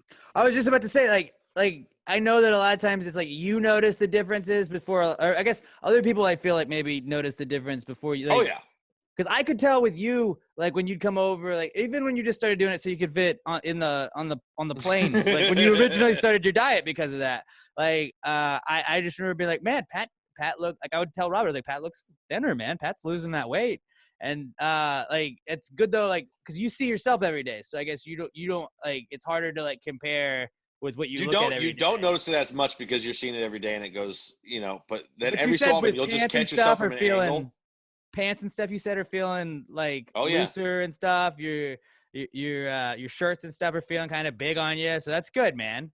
Like, do you have? I've been working out too. I play NHL, like the solo careers and stuff. And when I get a goal, I'll go and I'll do some reps. When I get an assist, I do push-ups. And I got to tell you, when all this started, like I couldn't really do like I could do 10 push-ups, but really my left elbow would fucking start being in sharp pain. Now I can just rock push-ups. Like that's the big thing I've noticed too. Is just you lose enough weight and. So it's good. So, like, do you think this is like a motivation thing now where, like, you're going to keep it up? Like, do you have a goal, like, to get to no. now? I mean, I think I had said to my friends, like, they'd be like, well, what's your goal? And I was like, I mean, it's just easy for me to do. So, like, maybe, like, 220. Like, if I think originally when it started, I was like, 250 would be a good weight, but that's still big. But I was like, 220 maybe. I'll probably just keep going. Dude, I don't really. 220. Shoot for 220. Yeah, I mean, that'll be 90 pounds lost. So if I can do that by like next year. No, then do 200, dude. So you can say 100. If you can have triple digits that you lost, like, well, that's a fucking flex you can always have on people. The last time I was 220 was freshman year of high school, but that's just because back then I was fucking yoked. Like I was like muscular fucking big.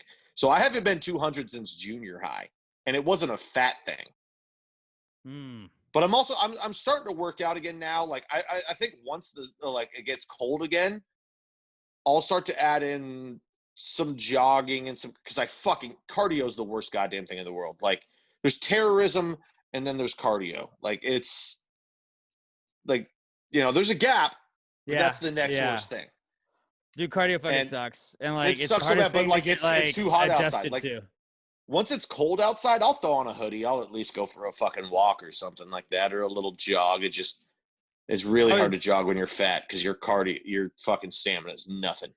Well, I'm not saying my cardio is great or anything, but like my cardio was just murdered on Saturday. We played soccer at like 9 a.m. and we played for about 2 hours, and like I felt myself just taking water break after water break after water break. And usually I'll do it like just kind of with everybody else. But I was like, I am fucking just sweating my ass off right now. And I had drank on Friday, so a lot of it was alcohol too. But like, it was just that'll get you. Like, my God, it was hot as balls. Like it felt like it was over. It's unbearable on Saturday. And it makes you wonder how you did it as a kid. Because you're a kid, you don't fucking know any better. Yeah. Like now that you're an adult and like, I don't know. You don't pay for shit as a kid, and then when you do you stay in goal, or do you rotate positions? I stay in goal. Okay, so can you imagine how much worse it would be if you were out there running? Well, I mean, I stay in goal, but like I'll still run around and do like drills and stuff too. So like. Oh well, yeah, but I'm saying once the game starts, at least you're just between the pipes. Yeah, it's hot as shit though. It is hot as shit. And but you should and if you don't work on Saturday, you should just come out and kick the ball around. I We're do. not. I do work on Saturday. But Well, I'm not this Saturday. I'm just saying one Saturday that if you have off, just come out and fucking kick the ball around and fuck around with us. It's a good workout. That's my whole thing. Is I'm trying to make workouts back that way.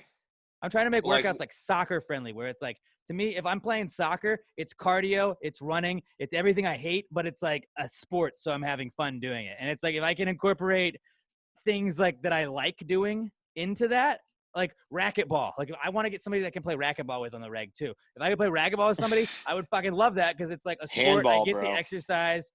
Like anything that you're playing a sport with, I'm all about, Well, I might have one for you. Now, I've been working all day Sundays for a while now. We finally got rid of Sunday morning, which means we're getting real close because our business is picking back up again. We're getting real close to getting rid of Sundays completely. Once that happens, my buddies are in a men's league baseball team. And as soon as I can have Sundays off, I'm back in. Now, they play in the afternoon, and I have to be at work by 3 o'clock now, so I still can't do it yet. But your boy's about to come out of retirement. Start throwing cheddar again. And by cheddar, I mean get my arm in shape for 3 weeks and then maybe 76. Well, if you want anybody to just go chew in the dugout, I can do that. Oh, dude, I'm going to be throwing massive. Well, my buddies told me the fastest dudes in the league, and it seems like they're blowing it by everyone, are throwing 80, 82. And I'm like, dude, if I can get back up to that, I'll throw some shed. I don't know if I could hit 82 right now. I don't think I could. Oh, no way you could. No way. Dude, I'm telling you right now, if I went out there and throw, I'd be at maybe 70, and that would probably blow my arm out. It'll take a couple weeks to get my arm back, but if I can get it back, I think I can get back up into the 80s. I threw 92 in high school. Well, I have decided that in soccer, though, the Dynamo should definitely sign me. I keep blowing them up on social, trying to be like, hey guys, I don't want to knock the Dynamo, but I saw what happened in the MLS's back tournament, and it wasn't good. And actually, somebody's like, "What are your stats?" West Ham should sign you to be back up. I wouldn't see West Ham as a higher quality. I'm not EPL quality. You can't be worse than Roberto. Well, Roberto's not EPL quality anymore. He's not in the EPL. There you go. Well, that's what I'm saying. At least you can't be worse than him, so you can still be the backup. And I was because I would have been fun last year because I would have been just a fan. I would have just been happy to be there, and I could have got lucky and had a great game at one point, but I wouldn't have had a good game most times. But I could probably stop a couple of the ones that he let in. But I am convinced that if you line me up, if the Houston Dynamo lined up 10 penalty kicks, that I could at least one of them would not go in.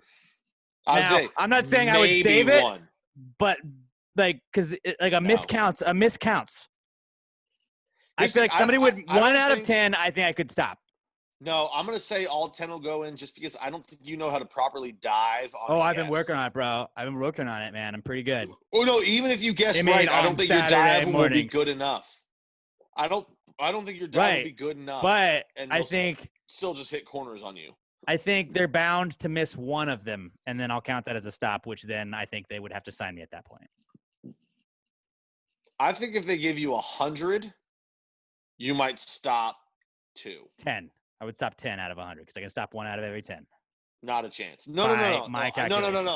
They might miss more than 2, but I'm saying you would stop maybe 2. And honestly, I think if you gave professional soccer players 100 shots, I don't think you would stop one of them. They might miss 1 or 2. I bet only 90 go in. Oh, no, it's going to be over 90. Dude, I guess we'll see. Maybe. Hey, Dynamo, just hit me up. Alex J. Middleton. Let your boy come out. I'm COVID negative, not positive. I'm the good one. I'm COVID negative. You're positive that you're COVID negative. I'm positive that I am COVID negative. Dynamo, let's line it up. Gravy Gang. Be a real shame if somebody started spamming the Dynamo account saying, "Hey, sign the greatest local shitty men's league guy in Houston." Maybe start seeing. If we could get a shootout, if I could get a shootout with the Dynamo, I think one of them doesn't go in. No, what's going to happen? And by those calculations, that's I could basically play in the MLS because in a penalty kick situation, most of the time they're going to go in anyways. No, what's going to happen is we're going to, as soon as I can get Sundays off and I can start playing, you're going to play too. We're going to play men's league baseball. We're gonna actually the gravy gang is gonna be a real thing in real sports. I don't care if you can hit or not. We'll have you bunt. We're gonna make this work. I'll just bat like Jeff Bagwell, so I take I'll go Mike or Anthony Rizzo, and I'll just get through a crowd the plate, so I get hit, and then I get on base. Actually, anyway. that'll work. Hey, actually, yeah.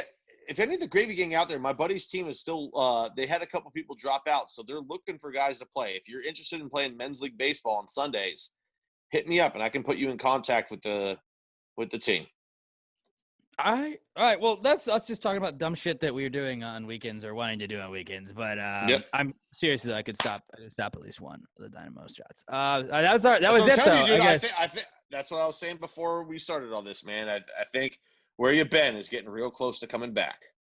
Because now we're just throwing it into Comeback Kid is honestly what we've been doing for like 4 weeks.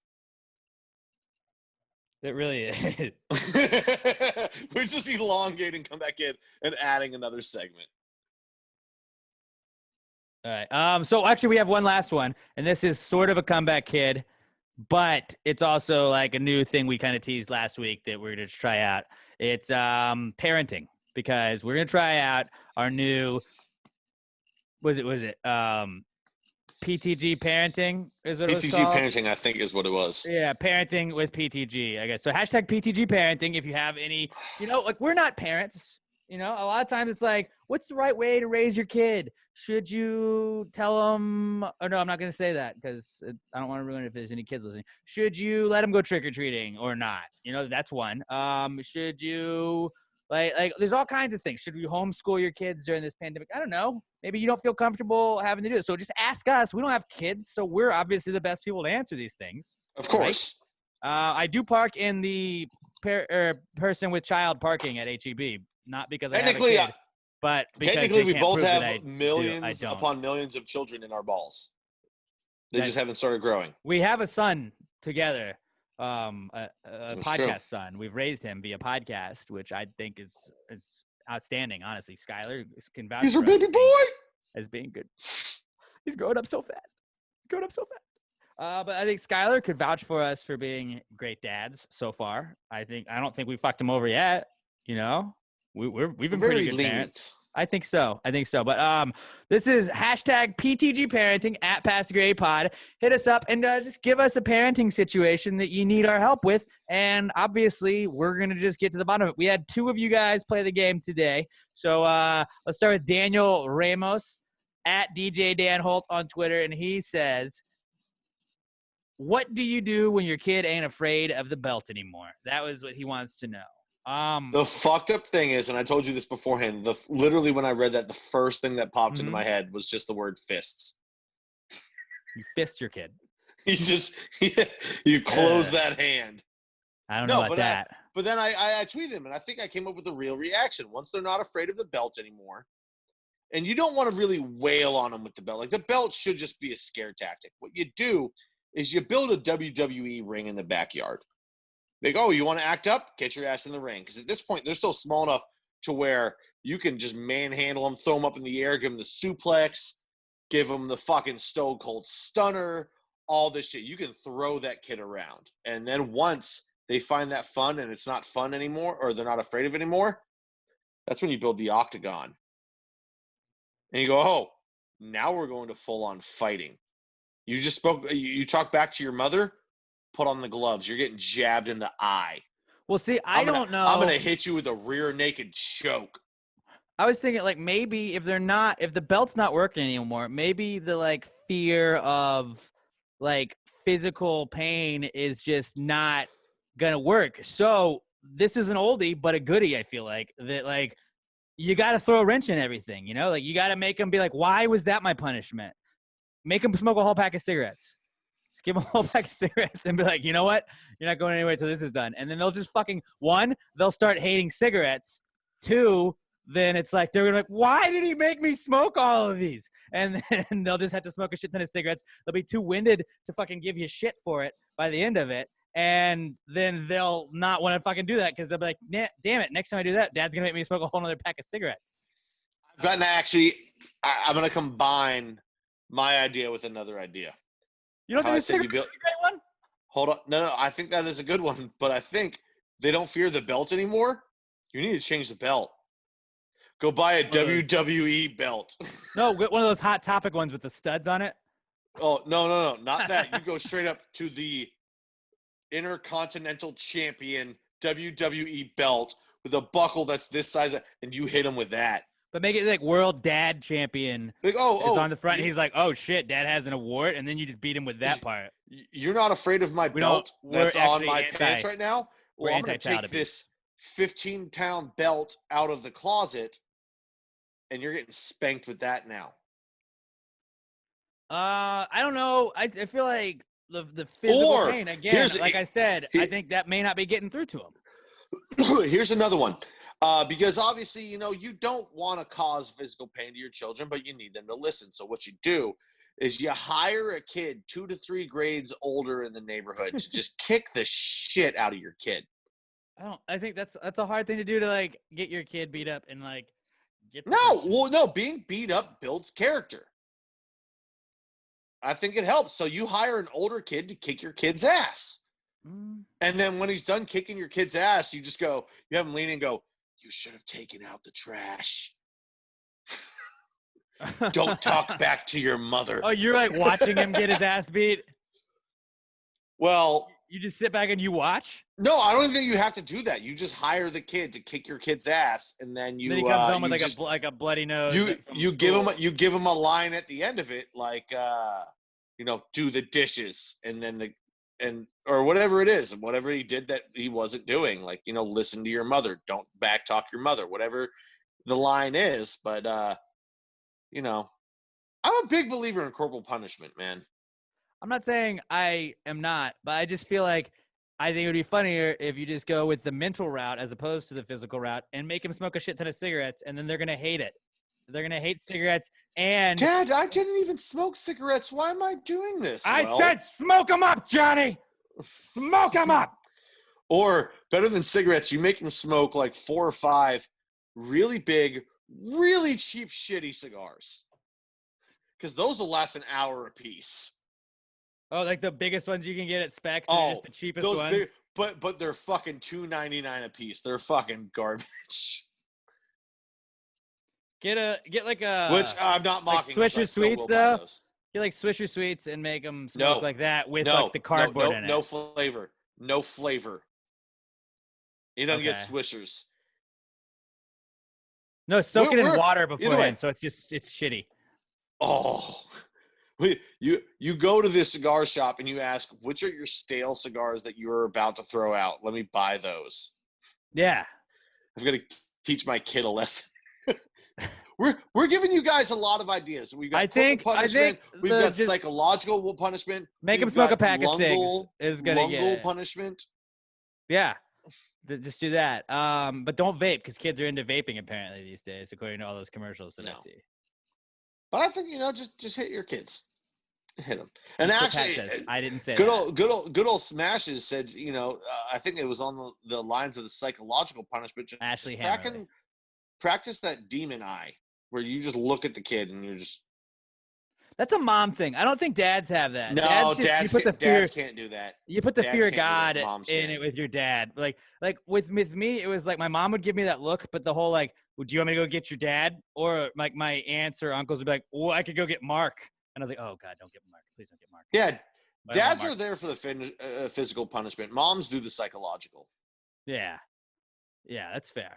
That's fair. Our next one, which is weird because I don't think you can do physical punishment anymore. But I think I think it still has a place. As much. You don't hit out of anger, but you can still hit, in my opinion.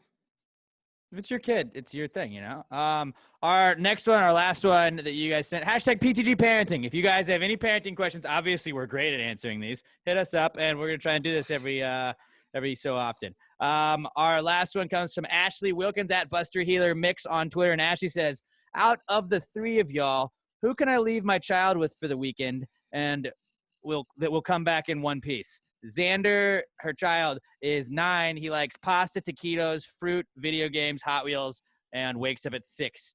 Who can I trust? The answer is clearly Robert out of the 3 of us. No, it's me. I think Robert is 100% the right answer. No, I'll tell you why it's me. Because I also enjoy pasta. You want to make sure your kid is going to be okay. Fruit, he'll have fun. Video games, Hot Wheels. Here's the thing. No. He'll have fun, but I don't think he's going to be.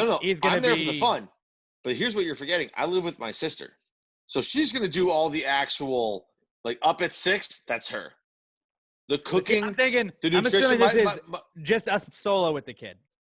And solo with the kid, Robert is 100% the correct answer. No, I would still say me. You would probably be third. No, because Robert will be like, well, let's make rice. Let's paint in beige. I think Robert would make sure. If I gotta be up at 6, that means I'm gonna fall asleep early too. Like when that kid's gonna wear me out and I'll be tired. I'm gonna give the kid a great weekend. We're gonna go play putt-putt. We're gonna go to the batting cage. You'll fall asleep at 5 so we can start small fires. Bro, we're gonna have a good time. I still say it's me. He's gonna have more fun with me. It's definitely Robert. I'm gonna play video games with the kid. Oh, bro, right. We'll play. But like, I think Robert's got a better head on his shoulders than both of us. Bro, I know how to look after kids. He'll probably be a better parent than either of us. Bro, I've got 26 cousins. I know how to look after kids. Oh, my family fucks a lot. Oh yeah, you basically just said. Yeah, my family does not. I just think Robert's the right answer. I still say it's me. I still say it's me. Don't go with that. Now I would say you would be a good one too, but you would only be good if Emma was there as part of it. But this is just us alone. But then it's with the kid. No, I still say alone. I think I could do a better job than Robert because I think I'm going to be more entertaining with the kid. Disagree. Here's why I think I would be good. Like I know how to look after kids, but I'm also more of a child than Robert, so I think I can relate to the kid more. Robert will just be like, "Do you like gummy bears?" I don't know. I think Robert can talk. Actually, hold on. Here's the thing. Robert also has a big family too. Yeah. So I know he knows how to be around kids too, but see that's the thing. The kid's 9. Robert deals with us every week, so he basically is babysitting for 3 hours a week, anyways. I am perfect for watching conditioned kids. For it. As soon as they can wipe their own ass, I am the best guy to watch kids. You're like, do I have to change them? Because I'm not doing that. Well, here's the other thing. I'm so big, kids love to try and fight me. That's always been their thing. They try and fight me, and they wear themselves out so I can get them to bed at a decent time. Then I'm exhausted from trying to fight them, and they're in bed by 5, 6 o'clock. I have a couple glasses of whiskey. I'm asleep, and then that's the only time I'm good to wake up at 6. And then I'm going to take the kid, and we're going to go get some breakfast, or I'll make breakfast. I don't know whether there's a little fruit, little bacon, little egg. You're not making breakfast. You're taking them to get breakfast, probably. Unless it's well, see, here's the thing. If they've never had Snappies, I will take them to experience the greatness of Snappies. But I'll make bacon and eggs. They'll cut up fruit. I can do that shit. They're gonna wake me up to do it. But no, dude, I'm great. Guys, if you need a babysitter and your kid can wipe its own ass, hit me up. Maybe not. Maybe don't.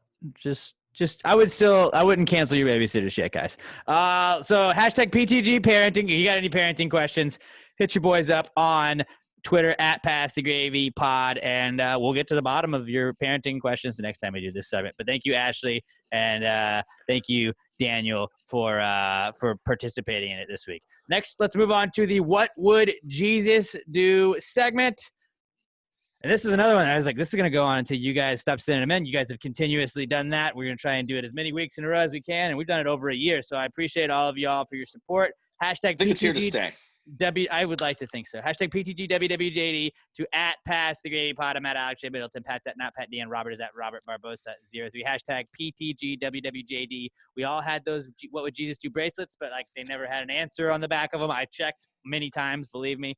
But like I never knew like what would he do? What is going on? What is the situation? What would he do? Why are we just continuously asking the same question?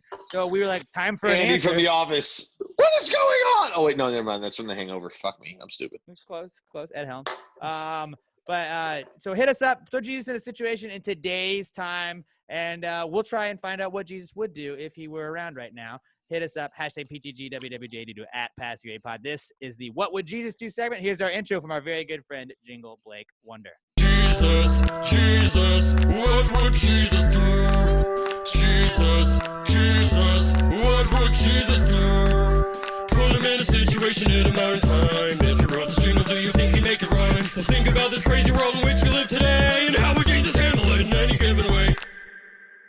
This week's What Would Jesus Do comes to us from our good buddy Daniel San Miguel at Dan_713 on Twitter.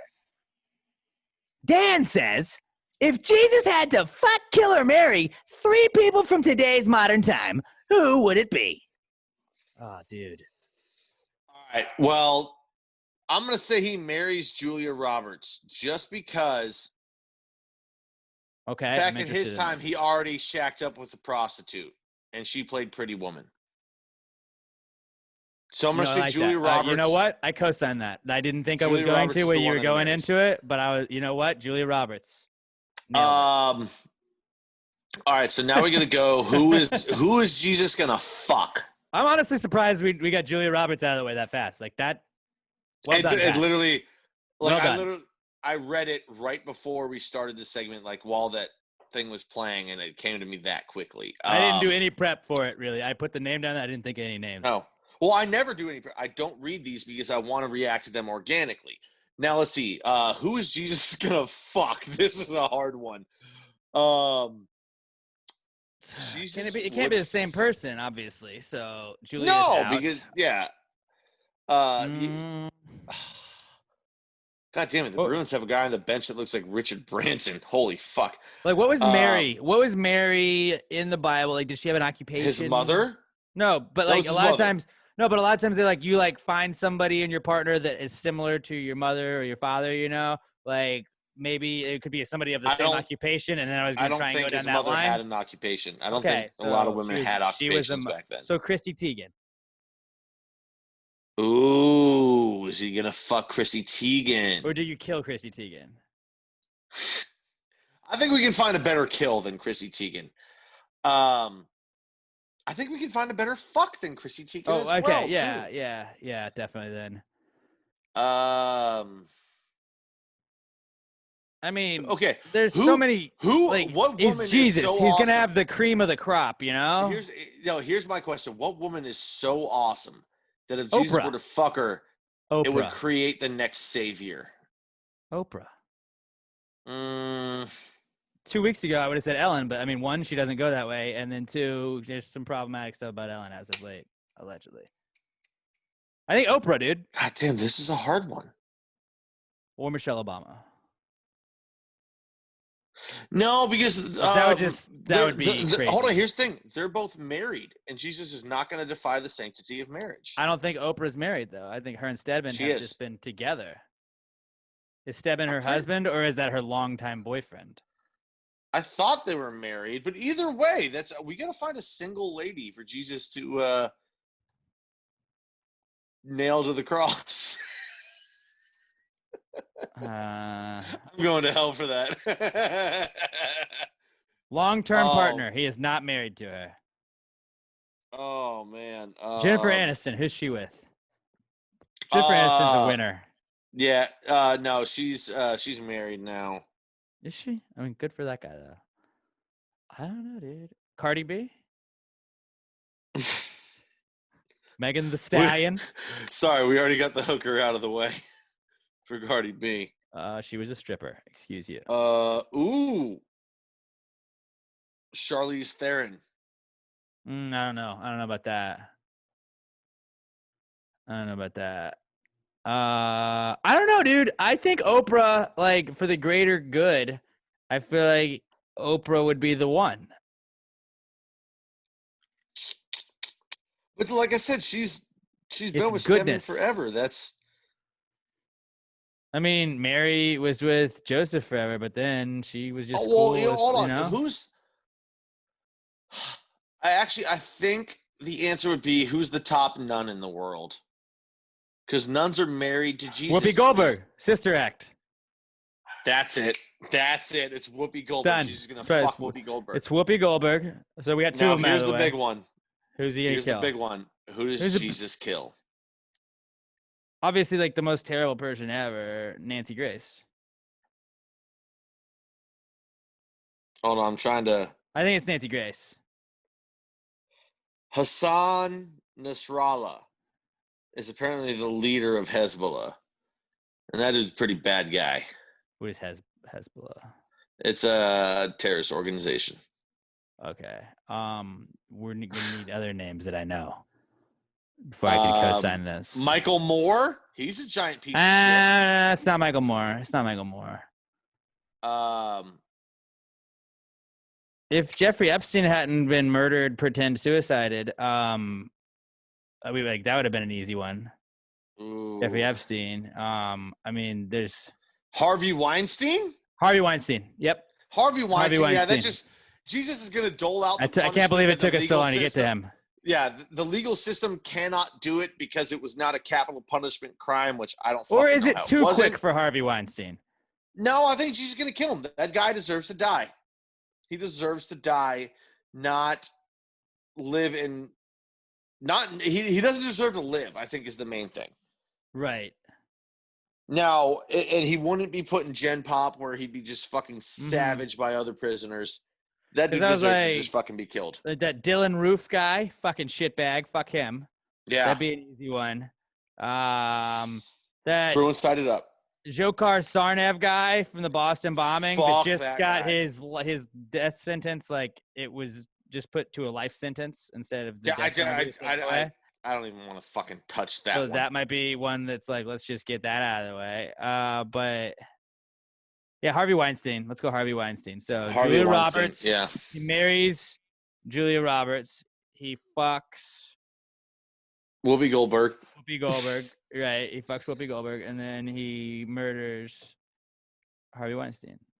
F, Marry, Kill. That was the Jesus Christ edition, guys. And I am sorry if you are on your way to church today when you're listening to that. Remember when that one guy messaged us that he couldn't listen anymore because of this segment? Imagine if this was anymore. No, I was gonna say, imagine if that was the last one he got to listen to. He would have been very. He would have quit all over again. Guys, we're all just having fun with this. Like, we were raised in Christian-ish households. I was raised Catholic, baby. I feel like it's okay for us to poke fun at the stuff that we grew up with. We're not poking fun because his whole criticism was we don't make fun of like other religions, because I don't feel I'm not learned enough on that. I don't feel comfortable poking fun of that. We're just having fun, guys. If you listen to Pass the Gravy and you have not gotten that, I don't think this is the right podcast for you. We're here, we're just a couple guys fucking around, having fun. If you like that kind of stuff, then we're the podcast for you. If you're not, then you're probably not listening this far into it. No. So, I think if you can't find any humor in your beliefs or anything like that, we're not the ones for you. But like nothing we do is mean-spirited. Especially, no, I won't say unless it's related to mean-spirited. But for WWJD, nothing we do is mean-spirited. It's all good fun. It's all in good fun, guys. And if you can't have a little fucking chuckle, then that's on you. Then fuckle off. You know what I'm saying? Ooh. There you go. That's a new one. I like that. That's that's gonna be my campaign slogan. If you can't have a little chuckle, then fuckle off. Middleton Wheezy 2020. I need somebody to help me shoot I need Robert to help me like shoot like a promo for my campaign. We got to start running these on TV. And by TV, I mean I'll just post it on Facebook. Public access. I'm not buying ads. So that was What Would Jesus Do? Hashtag PTGWWJD. That was a really good one. This week. So Dan Daman _713, give him a follow. Daniel San Miguel. Really quickly before we move on, let's get to our a quick Big Brother 22 Pass the Gravy pool update. So I'm just gonna. I know, like when Chris and I used to talk about Big Brother, y'all were like, "We don't give a fuck. We're not watching." Pass the Gravy, bro. I host it. Emma is a co-host. Pat has also been a co-host of it as of late. I think you've only missed one episode or two episodes. Chris Logan up in New York, he's joining us. We're having like a 4-person panel. We break down every episode after it happened. We kind of talk about what went down on the live feeds that you haven't seen. We have a spoiler section that we warn you about. It's a lot of fun, and I appreciate all the gravy that's been tuning in to that. Pass the Gravy, bro. Go like our Facebook page at Pass the Gravy, bro, on Twitter and Instagram, and go like both of those. And just it'd be awesome if you're into Big Brother, if you want to show your support. If you're not into Big Brother, hey, no skin off your back or anything like that. You're good, and no worries. But if you're into Big Brother and you'd like a Big Brother podcast, that's exclusively what we talk about on Pass the Gravy, bro. Also on the Pass the Gravy Podcast Network. Now we do our Big Brother pool on the podcast because that's kind of how we started it. All you have to do is you had to sign up. We drew names last week poorly, if I may say so myself, because I fucked it up. And then we've got names drawn, though. We got names drawn. If your person wins the entire season of Big Brother, you win. If somebody from the podcast, if myself, Pat, or Robert wins, then whoever is not on the podcast wins. So like last year, Josh Tree was 4th. We got 1st through 3rd. So Josh Tree won by default. All right. This week we had Keisha going home last week, which means Darren Hemel is out of our Big Brother pool. On the block this week, the 2 up for elimination. Now we haven't had our Wednesday episode. I know what happened, but I'm not going to spoil it in case some people don't want spoilers. But the Wednesday episode airs tonight. Right now on the block, we have Nicole, Anthony, Pat. That's who is representing you. And then we have David, who is representing Daniel Ramirez. So Pat or Daniel Ramirez could very well be out of the Big Brother pool as soon as tomorrow. We'll keep you guys updated next week on who was out of the pool this week. But Pass the Gravy Bro, Instagram, Twitter, give it a follow, and then go like Pass the Gravy Bro on Facebook as well to follow along. We're doing all the post-show episodes. Like the second the episode is over pretty much, we're hopping on Facebook Live when it works. The other night it was being weird. It wasn't working. Usually we're hopping on Facebook Live, but we will be posting the video versions of those podcasts, Pass the Gravy Bro, on the Facebook page. All right, guys. Well, tonight it probably won't be right after because I know you got to finish editing this. So sometimes you're a little bit behind watching the Wednesday episodes. Within 10, 15 minutes. Yeah. 10, 15 minutes. Yeah. So it's not right away, but it's pretty close, guys. So just stay tuned. Tops half an hour. It'll be fun, and I've really enjoyed having you guys weigh in. Matthew Hadamio, Josh Cottle. I know our boy Fernando has been on there too, and some other the Gravy Gang has been watching. Matt, I know you've been watching. That was awesome, and it's fun like when you guys can comment. Like if you're watching the show, when we're doing the post show, we're doing the recaps. I enjoy having y'all's reactions. Like so, it's not just us 3 or 4 or however many of us is doing it. It's all of you guys weighing in too, and that's a lot of fun for us. Let's move along, though. Before we get into our not cool segment, let's tell you about our good friends at Alamo Remedy CBD. That's our go-to for CBD products. Right now, they have a great deal. If you buy 2 of any Alamo Remedy products that are priced at $17.99, that's the gummies, that's the tincture oil, that's the capsules, and that is the lotion. You buy any of those 4 things priced at $17.99, you're going to get a 3rd for free. What a great deal. I know some of our Gravy Gang got hit up. Oh, Pat's got the lotion right there, which you want to eat it. It's like yogurt. It smells like yogurt. Bro, it smells so good, but it smells so good. Telling you, dude, on my legs, like I said, I started working out slightly recently again. Legs, shoulders, fucking miracle worker. I'm telling you, so I fucked up my calf playing soccer on Saturday. Like it felt like I pulled something or whatever. I was rubbing the lotion on it Saturday morning after I got back, and Sunday night. Monday, my calf felt like a go. It was a go. It was 100% again. It felt like that was because of Alamo Remedy CBD. They also have for $19.99. They have the new hemp flower. It's not weed. It looks like weed.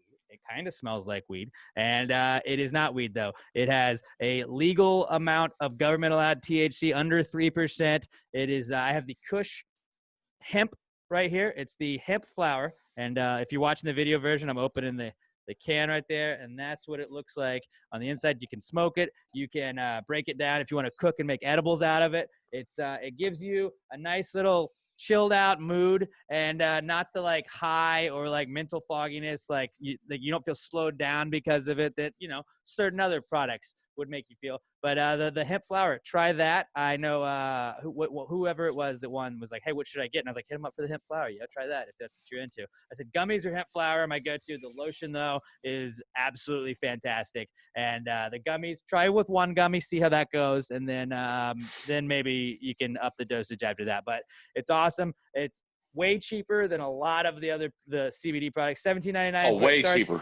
$20 is like the most expensive item there. AlamoRemedy.com. Use our promo code PTG at checkout for 10% off your order right now. If you get any of their items priced at $17.99, you're going to get a 3rd for free. Use our promo code PTG at checkout for 10% off of your order. If you get anything from Alamo Remedy, let them know you're supporting the people that they are supporting. Let them know you heard it from Pastor Gravy at Alamo Remedy on Instagram, at Alamo Remedy CBD on Twitter.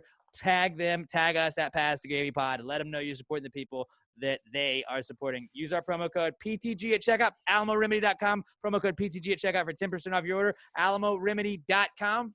Promo code PTG at checkout to save 10% off on your order. Alamo Remedy CBD, the official CBD sponsor of Pass the Gravy podcast. Another sponsor of Pass the Gravy, the best air fresheners in the whole wide world. Little M air fresheners. I love my Little M air freshener. I just put a new one in my car.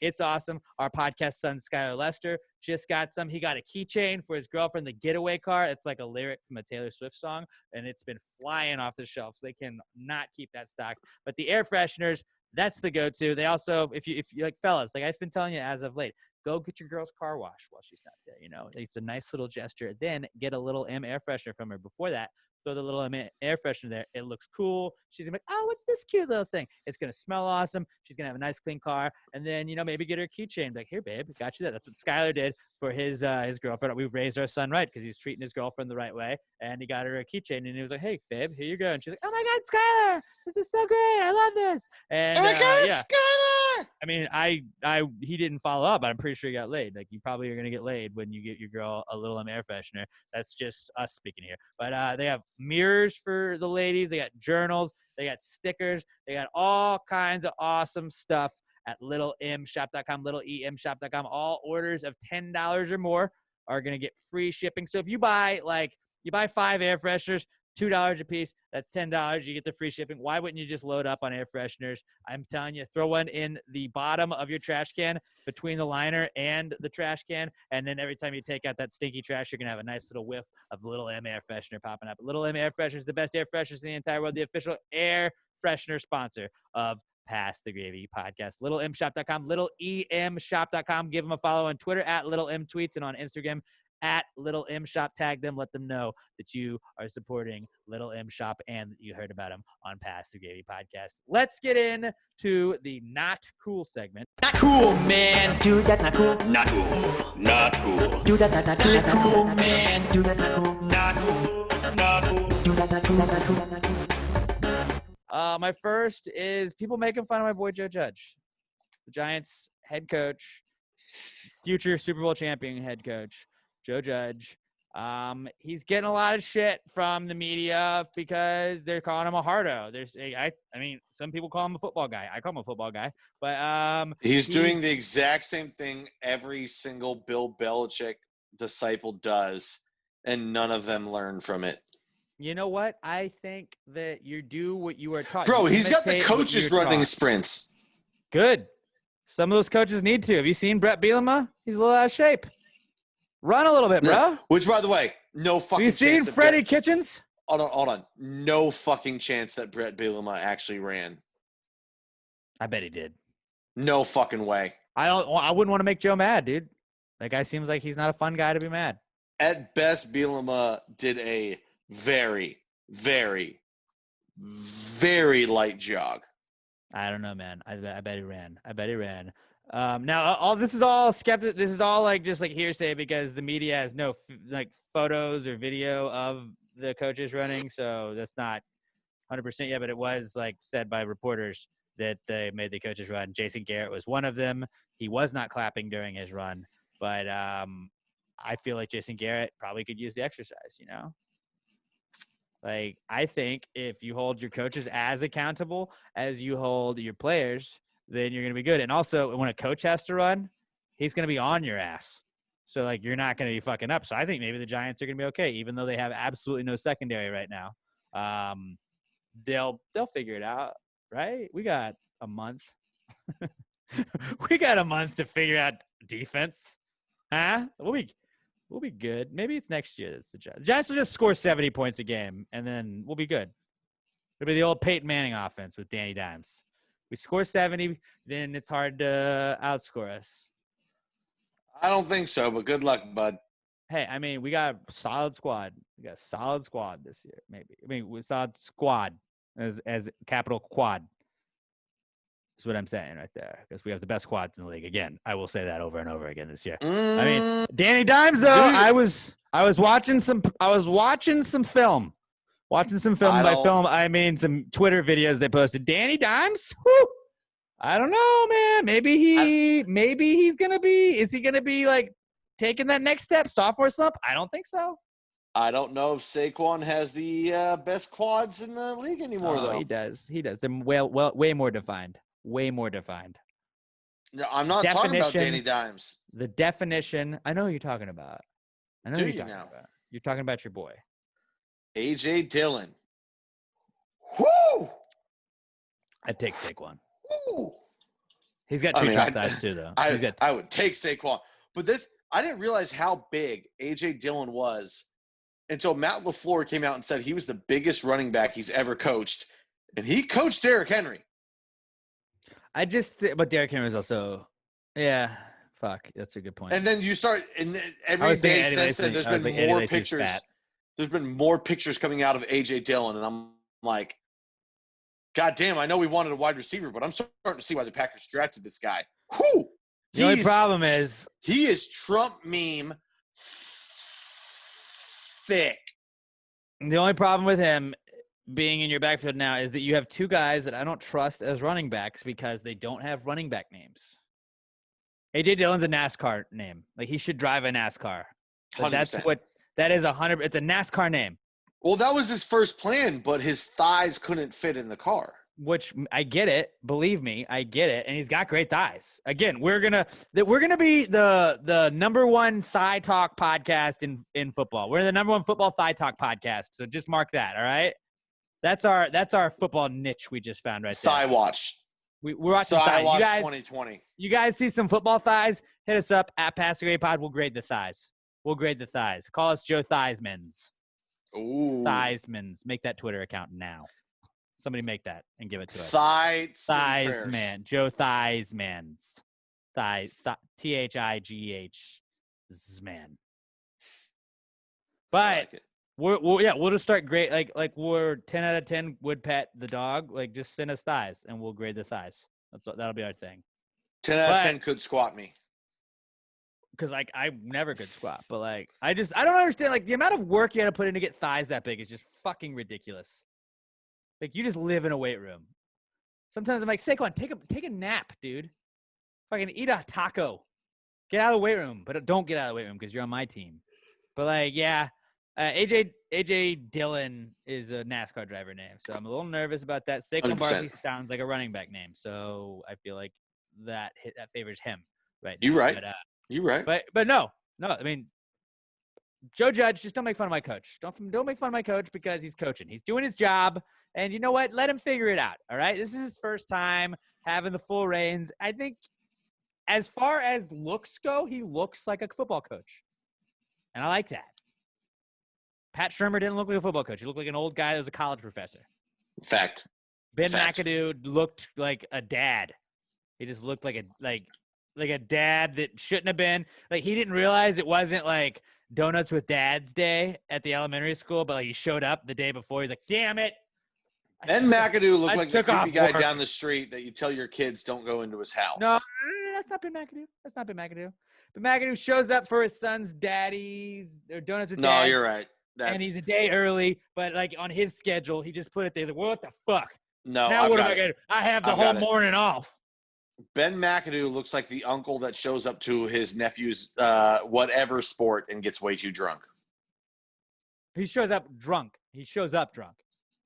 Yeah. And then he just kind of casually keeps the flask in the. Let Ethan play.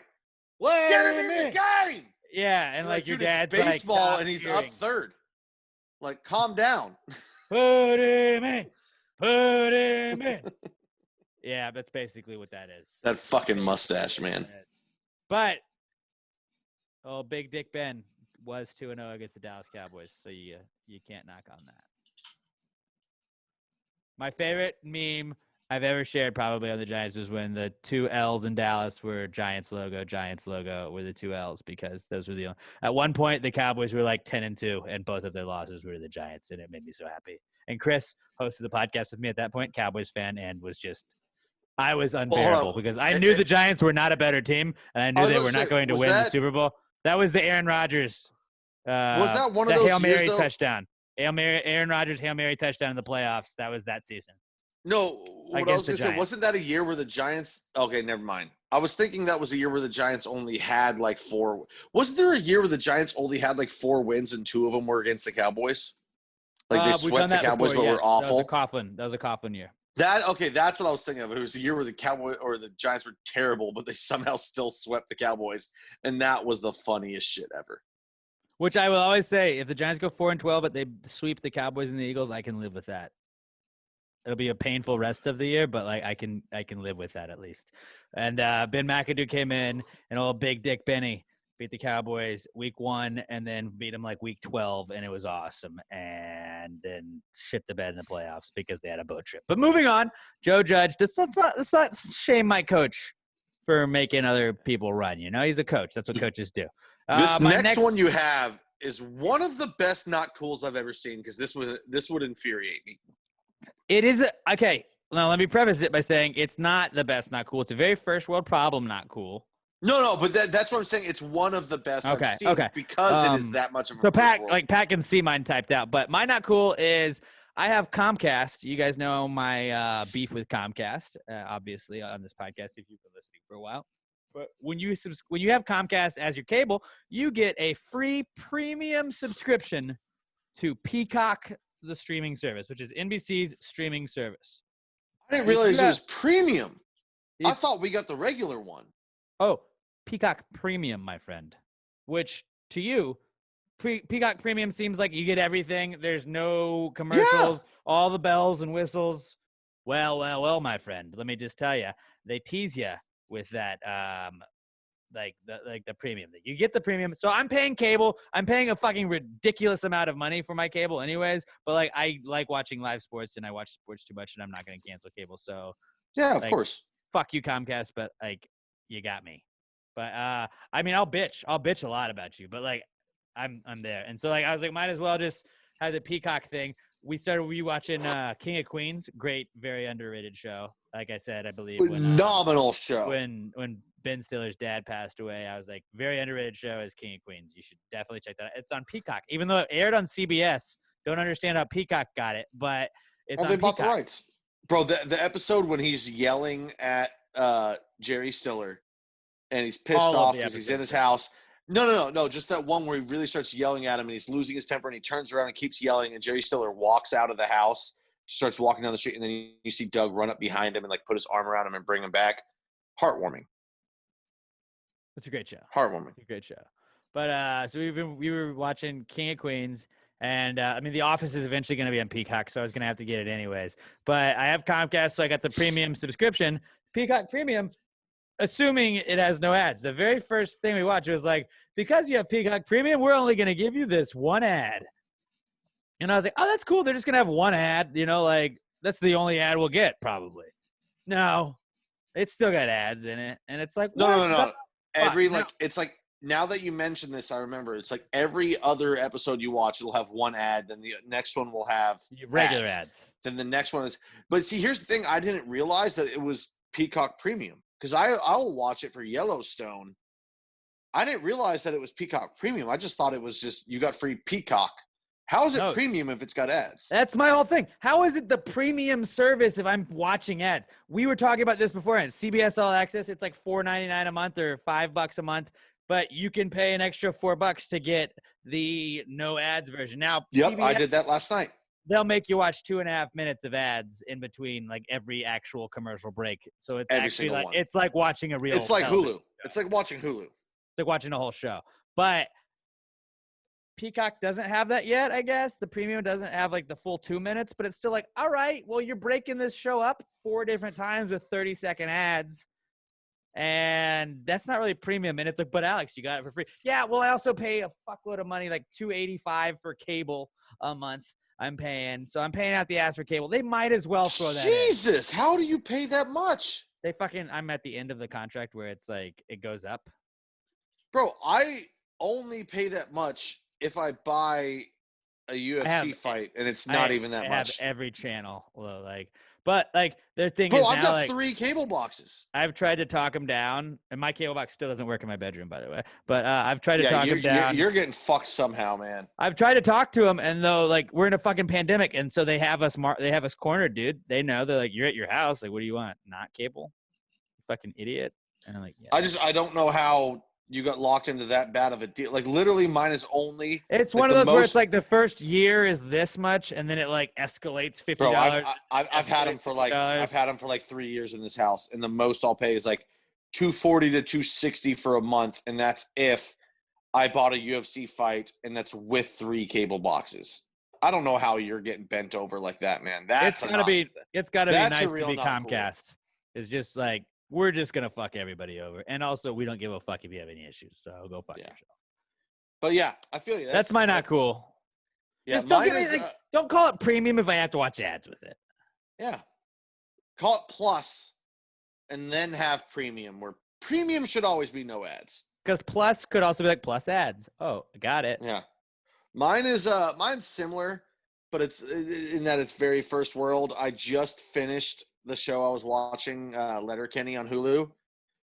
So now I don't know what to watch. Watch Ted Lasso. I don't have Apple. King of Queens on Peacock. You have Peacock. No, I think first I need to catch back up on Yellowstone, so that's probably what I'm gonna do. But or Big Brother. Watch all Big Brother Big Brother shows. Well, I mean, I watched that too, but no, go watch all the seasons that you haven't seen. Yeah, not gonna do that. I think I'm gonna rewatch. I think I'm gonna rewatch The League. It's dated. The League is great. It's so fucking good. That's probably what I'm gonna do. But yeah, that's all I got. It's just that I finished my show that I've been super into for the last couple weeks, and now I'm just like, when's the next season? Did you know you were at the finale of it? Like that's the worst. Yeah. Like when you're on Netflix and you get to the end of a show and you're like, oh no, that was it. That was all we had. I don't know how to go anywhere from this. I think Pat just unplugged his headphones. I did. My knee popped it out of there. But I was just saying that's the worst when you don't know it's coming up, and then you just start seeing like on Netflix the preview for another show. You're like, oh god, that was it. Well, I didn't know. I knew I was close, but I wasn't sure if there was one more season after this point or if that's where it was. But I knew it was kind of coming. So when it ended, I was like, no. But like I knew I was right there. There you go. All right. Well, those are some solid not cools. Those some solid not cools. Very, very first world problems, but you know that's what not cool is, guys. So they're gonna be different. They're not all gonna be winners. Before we get to our answer segment, remember, guys, there is no such thing as a stupid question. Just stupid people.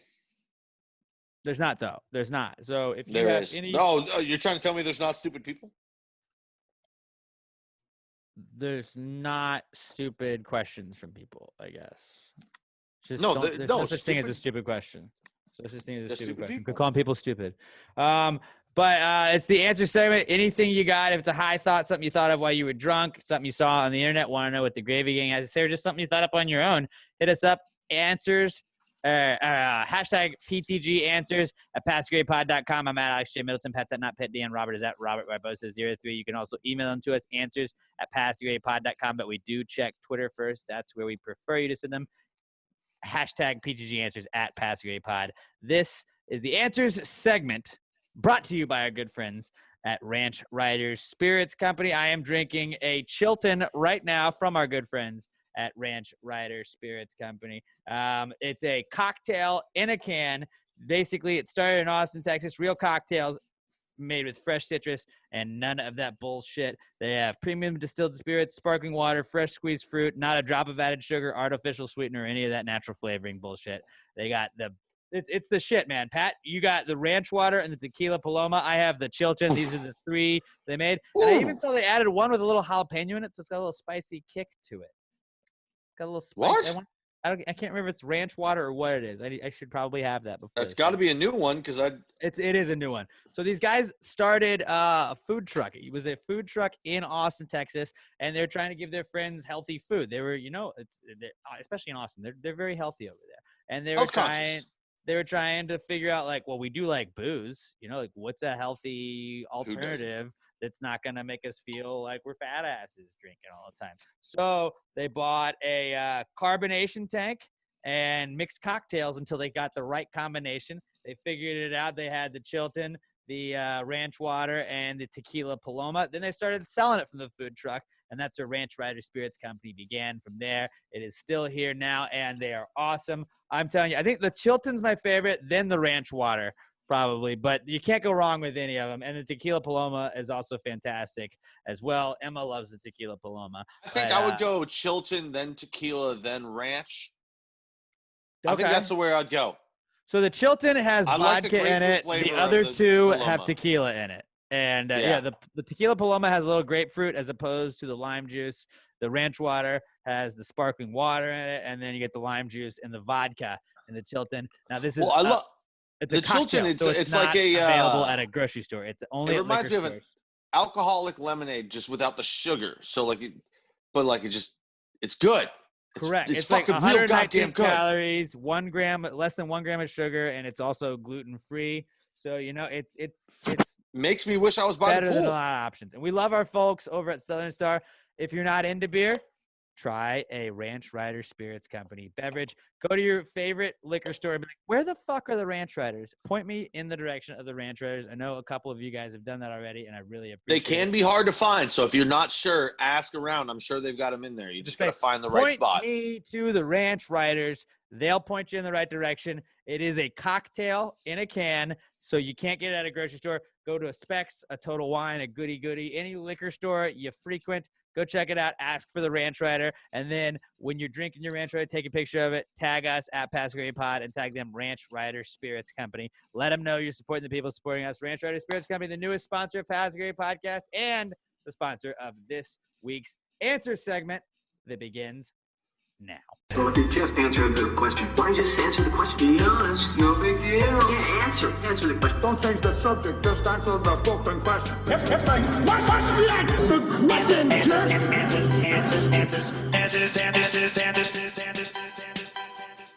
Any questions? All right, let's get into it. Our first question comes from our podcast son, Skylar Lester.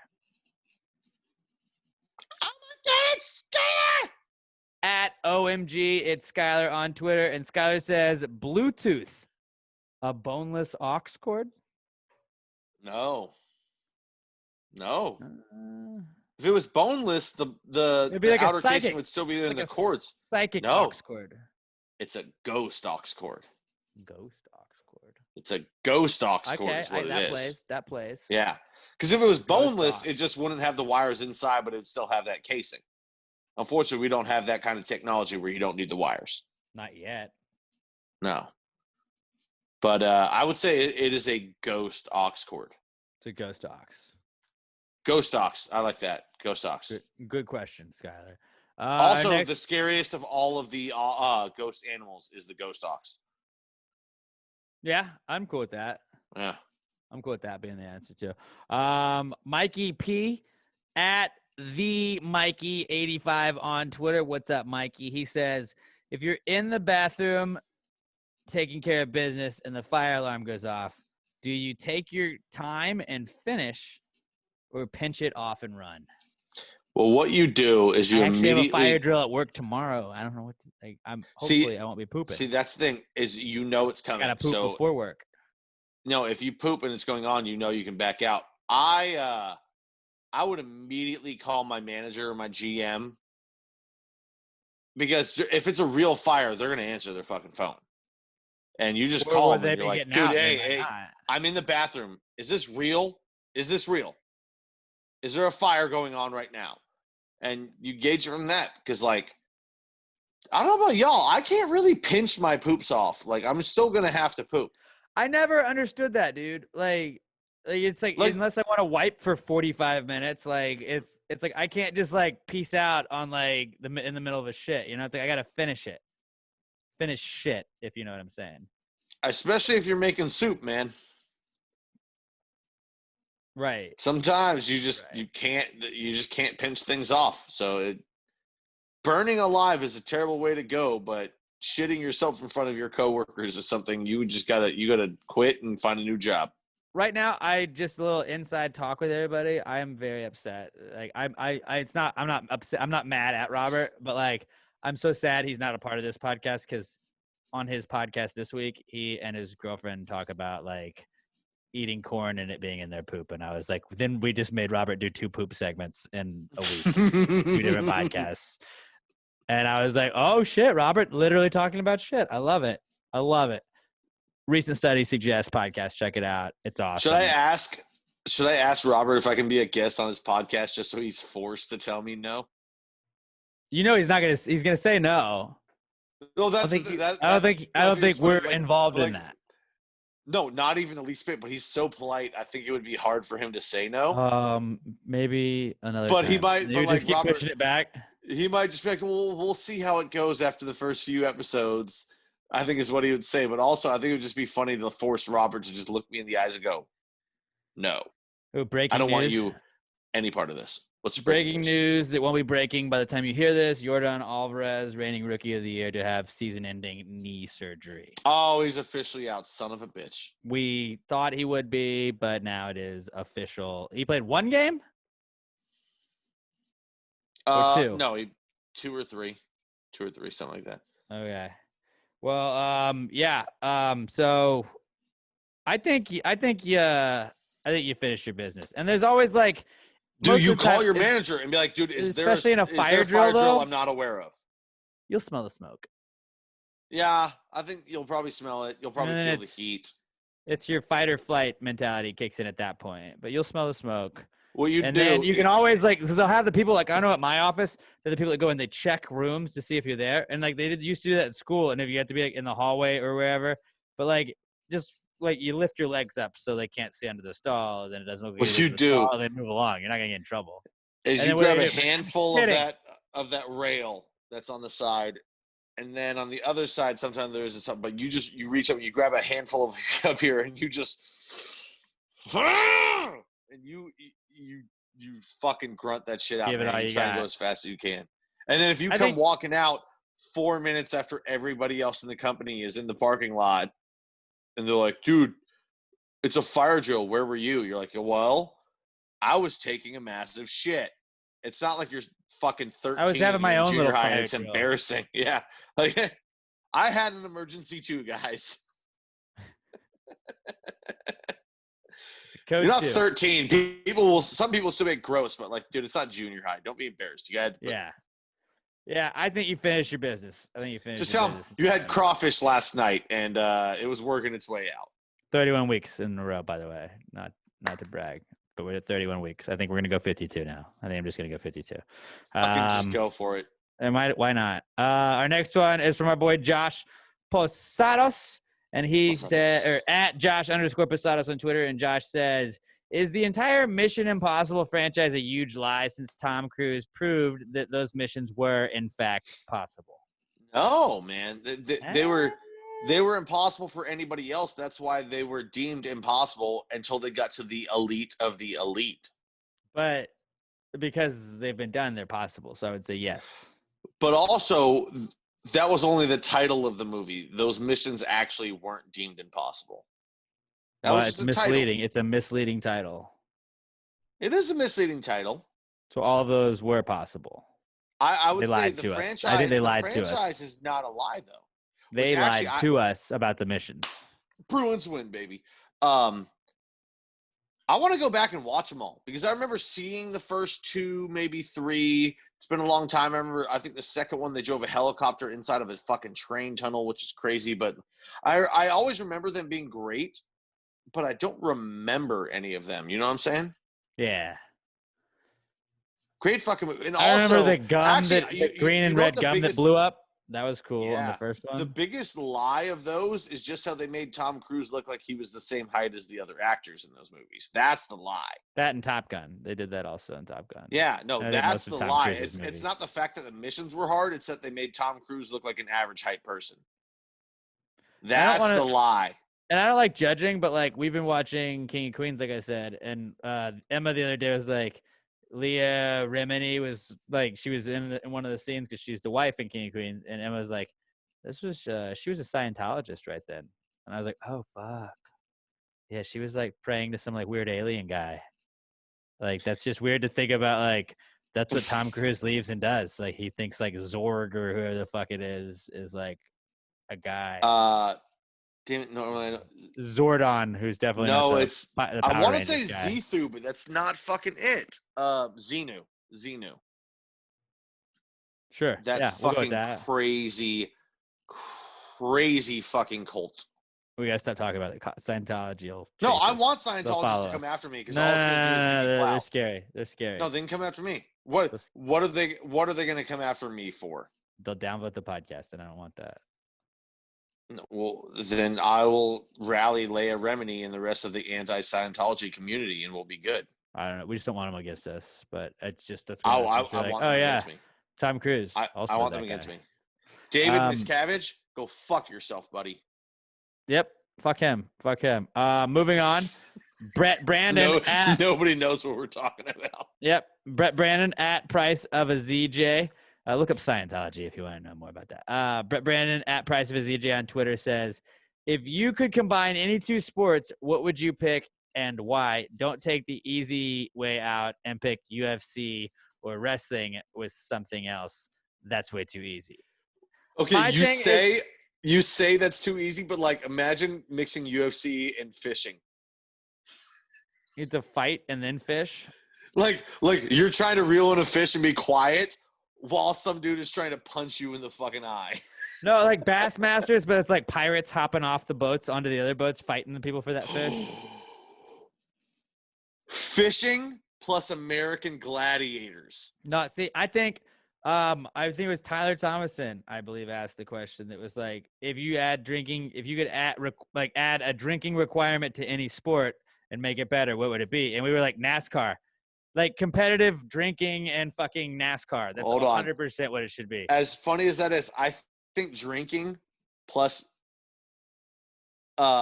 American Gladiators would be funnier than NASCAR. Because NASCAR, it would just end in tragedy. But for sheer hilarity, well, you gotta do like Dizzy Bat. Did you ever play Dizzy Bat? Ooh, no. Drinking plus Legends of the Hidden Temple. So it's kids that are shit-faced. No, kids? No, because it's got to be family friendly. It's not appropriate that we get kids. Why does it have to be family friendly? You get regular people. Hold on. Here's the thing. These kids are like 12, 13 years old. In a lot of countries around the world, that's illegal drinking. Not this one. Okay, fine. Let's stage it in Mexico. I like U.S. Kids shit-faced trying to do an obstacle course sounds fucking I think hilarious. Adults shit-faced trying to do an obstacle course. Okay, so I will say drinking. Like a Dizzy Bat version of American Gladiators would be awesome. Because I will count drinking as a sport. I've always said for years, does anybody else want to join me in the game of drink? That's an Irish tradition, is, right? Yes. No, I did it on the sideline of a Texas State baseball game. I did that. For those of you that don't, you cut out like a wiffle ball bat. You cut the top of it off, and you would have to spin around. You would have to chug a beer, however many seconds it takes. You have to pour that in there. And you have to spin around that many times, and then you have to hit the can that you just finished, and then you can advance. And other than that, then it becomes a problem because then if you strike out, then you got to do it again, and it's just you get fucking hammered. I will say, I would think that would be the best part of it. Drinking and American Gladiators. Drinking is a competitive sport. Yeah, but drinking and American Gladiators, so you got to be shit-faced before you enter the competition. Imagine people that are fucked up trying to fight these muscle-bound freaks. Now, I think they should also be fucked up. So they're drunk as shit. Everybody's drunk as shit, and they're fucking doing. But they're like trained for it, yeah. They're the fucking, what do you call it when everybody's got those sticks with the pads on the end where you're trying to fuck each other up on a balance beam? Yeah, I know what you're talking about, but I don't know. But then also when you're trying to weave in and out of a maze and they're trying to hit you with those Nerf gun cannon things. Like now make everyone drunk and tell me that's not fucking hilarious. No, that would work. So that's what I'm going with. Drinking and American Gladiators. There you go. What are you taking? I think drinking American Gladiators, I think we agree on it. Yeah. Because I was originally going to go just drinking and NASCAR again because drunk NASCAR I'm there for. It's dangerous, but like I like that element. It's literally only going to end in death. Well, I mean, they have a lot of safety measures in the cars. They do, but 200 miles an hour shit-faced, somebody's dying. We could add to them. I'm not sure. But yeah, let's go American Gladiators and drinking. That's what I would watch. Yeah. Or American. But a close second is UFC and fishing.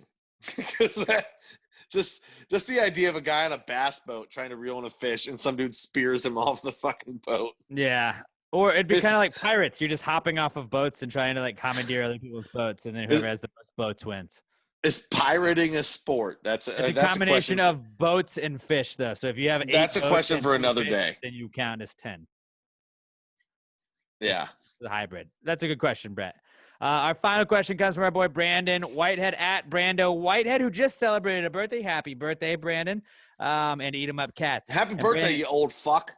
Brandon says, why are all the E's pronounced differently in Mercedes-Benz? Oh, you don't know? The Germans like to be extra confusing.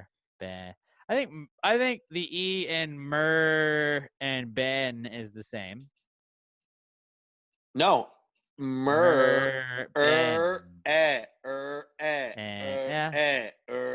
different. It's just because they want you to feel like you're fancy. That's why.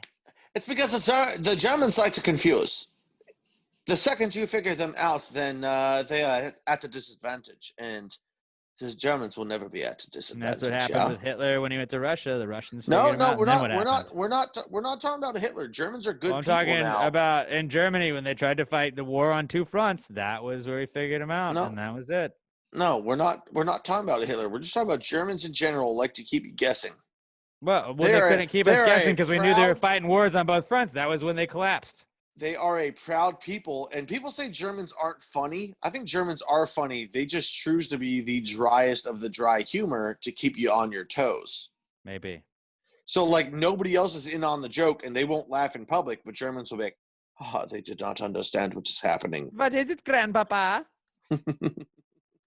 That's a beer fest. Fine. Germans just like to confuse it. Like, German people just like to fuck with you. That's what it is.